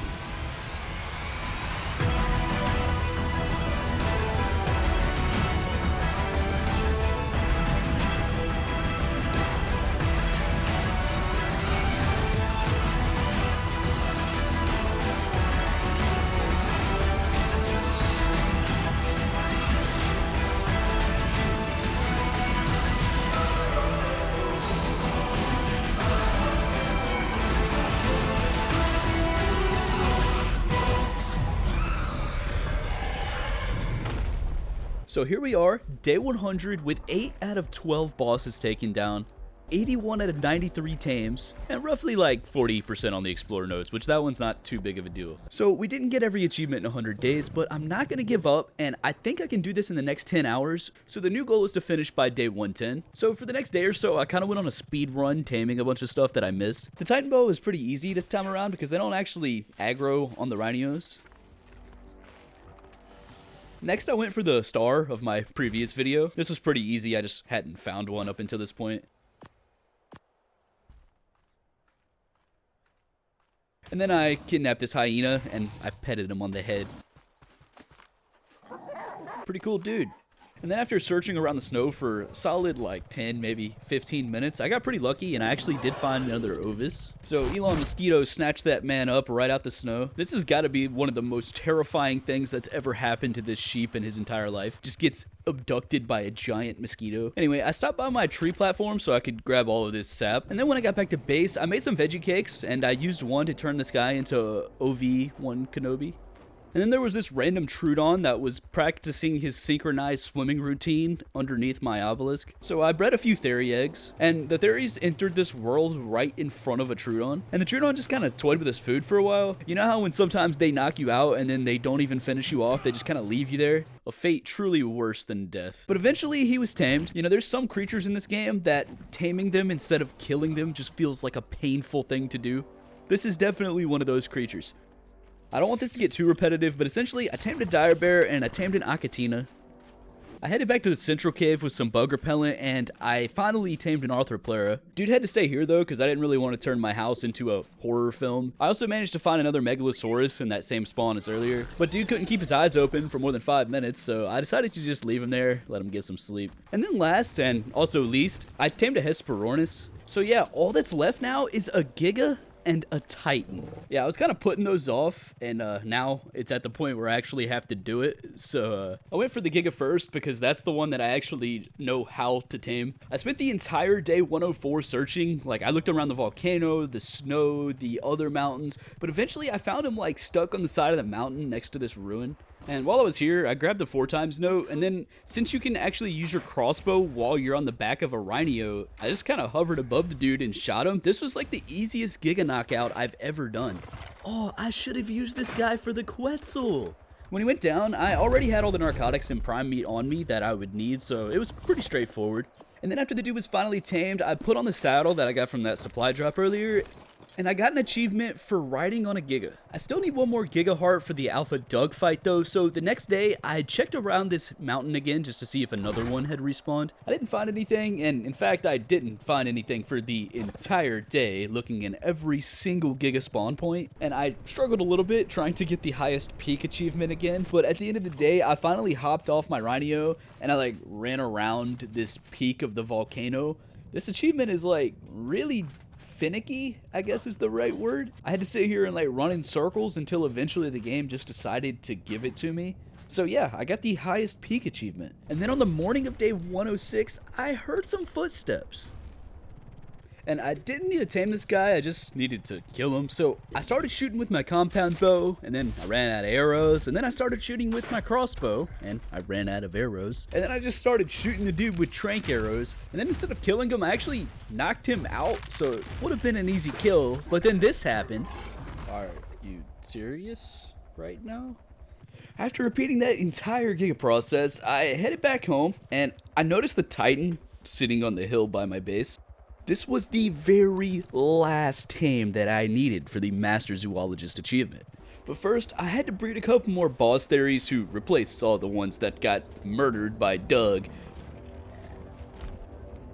And I'm not going to make you watch all this, but for the next couple days, I made an insane amount of veggie cakes that I needed for Alpha Doug, and also hatched an astronomical amount of baby theories. And I did keep a couple, but there was just so many, and you know, I wouldn't want there to be any overpopulation. It was an added benefit that I got to level up a massive amount of times, and I did happen to get the achievement for reaching max level on a dino. But anyways, it was now day 112. We went a little bit over there, but I have 5 veggie cakes and all of the theories, and it's time to take on Alpha Doug. When we made it to the arena, I let Doug know that I had arrived. And then when he finally came to answer the doorbell, I was able to turn him around and get him to breathe fire on the Yudi instead of all of the theories. And when they did get hit, the veggie cakes just killed them anyway. This fight was actually super easy, and I was not expecting this, but I'm gonna be honest, I'm kind of embarrassed to call Doug my nemesis. Dude literally died in one cycle. So yeah, we've officially taken down all 9 of ARK's Guardians, and all that's left at this point is to ascend at each difficulty, meaning I have to defeat the Overseer. But before we can do that, I still need to tame the Titan that we saw earlier in order to get the Master Zoologist achievement. So I grabbed my pretzel, I slapped a literal cannon right on that man's back, and as I was flying over to him, I realized I've never actually done this solo, and I don't even know if I've ever seen anyone do it. I know I've done it before with the cannon on the back of the Quetzal, and we have 2 people, you know, like flying around in front of them. You literally have to sit here, get off of the Quetzal, load the cannonball, and then tell it to shoot. But then once you do it and the dude starts running, like, how are you supposed to shoot him a second time? I literally just can't line it up after that. He's moving too much. Anyway, this clearly wasn't going to work because Dododex says it's going to take me 25 shots to knock this man out, and I literally can't even hit 2. So I saw something on Reddit saying that if you want to solo team these guys, you should use a rocket turret because they're a lot easier to aim and all that. And I thought that sounded like a pretty good idea.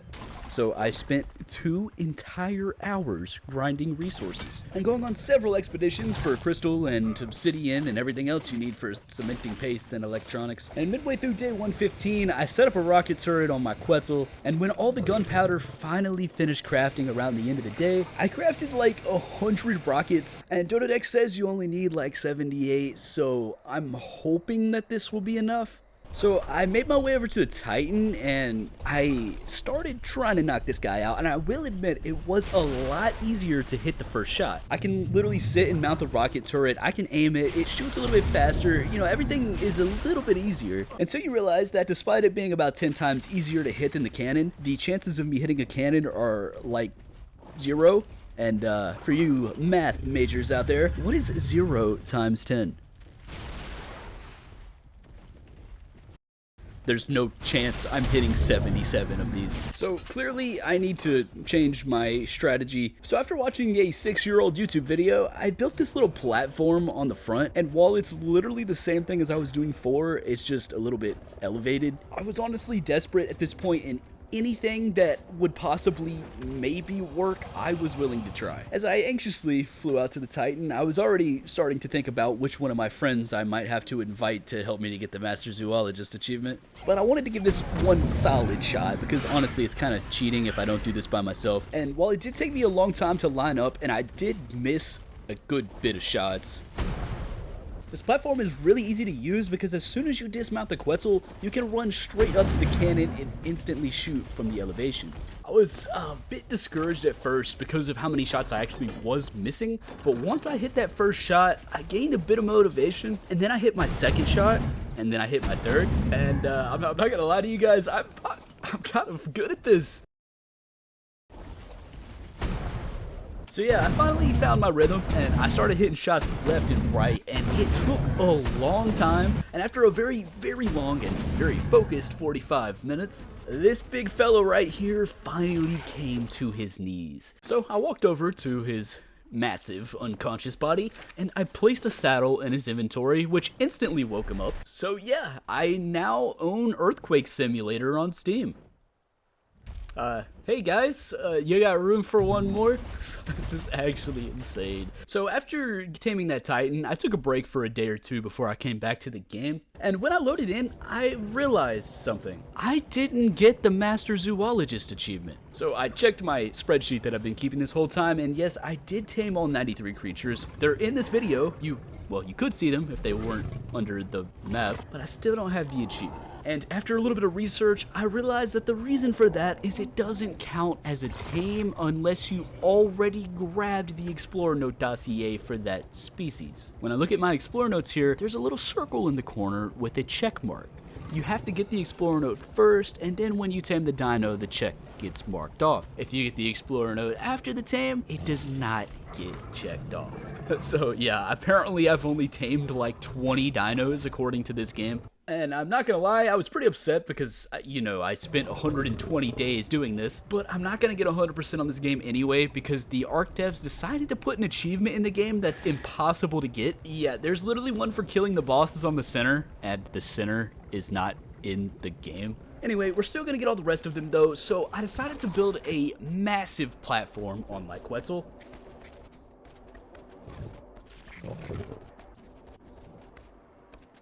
It's time to take down the Overseer.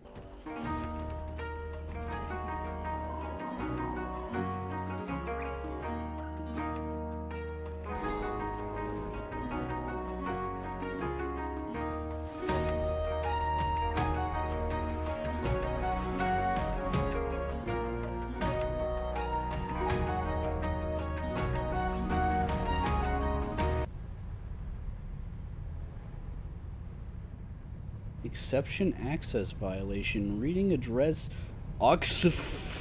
Fatal error. Exception access violation. Reading address. Nice. So I booted up the game. I loaded in. I crashed. I tried it again and I crashed. And I tried it once more and I crashed. I was in a crash loop essentially and my file was corrupted. So I grabbed the anti-corruption backup, which is literally from before I tamed the Titan. But then I still couldn't load back into the game. So I dropped everything down to medium settings, I turned off DLSS frame generation, and I put the game in windowed, and then it finally let me load in. Oh, it worked. Oh, my game looks horrible, but it worked. Anyway, I was a bit afraid that my game might crash again, so I didn't waste any time starting the Gamma Tech Cave. And I should probably mention now that I don't want to wait on my things to heal, and I'm not sure if they're actually gonna come out of the fight alive. So I'm using the Megatheriums for Gamma, I'm using the low health Theries for Beta, and I'm using the high health Theries for Alpha. The Quetzal got a pretty good workout today, and everything was going pretty good until this happened. Only like 5 of them. Oh no. Help! Bro, these dudes just want me to die at this point.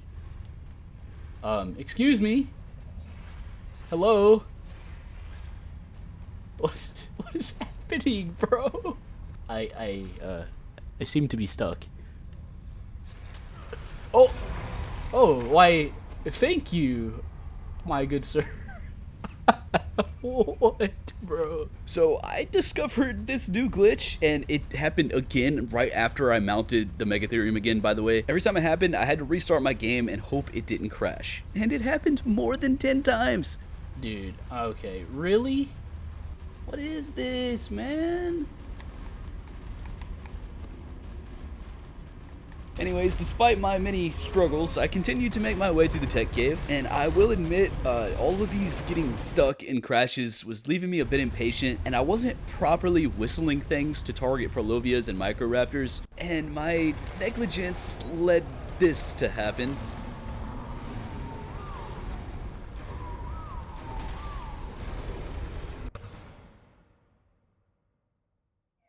So at this point all my Megatheriums are dead and I just feel like a complete idiot. But I still do have all my Theries and I have all the tributes, so let's at least beat the Beta in Alpha fight. Alright, let's do it.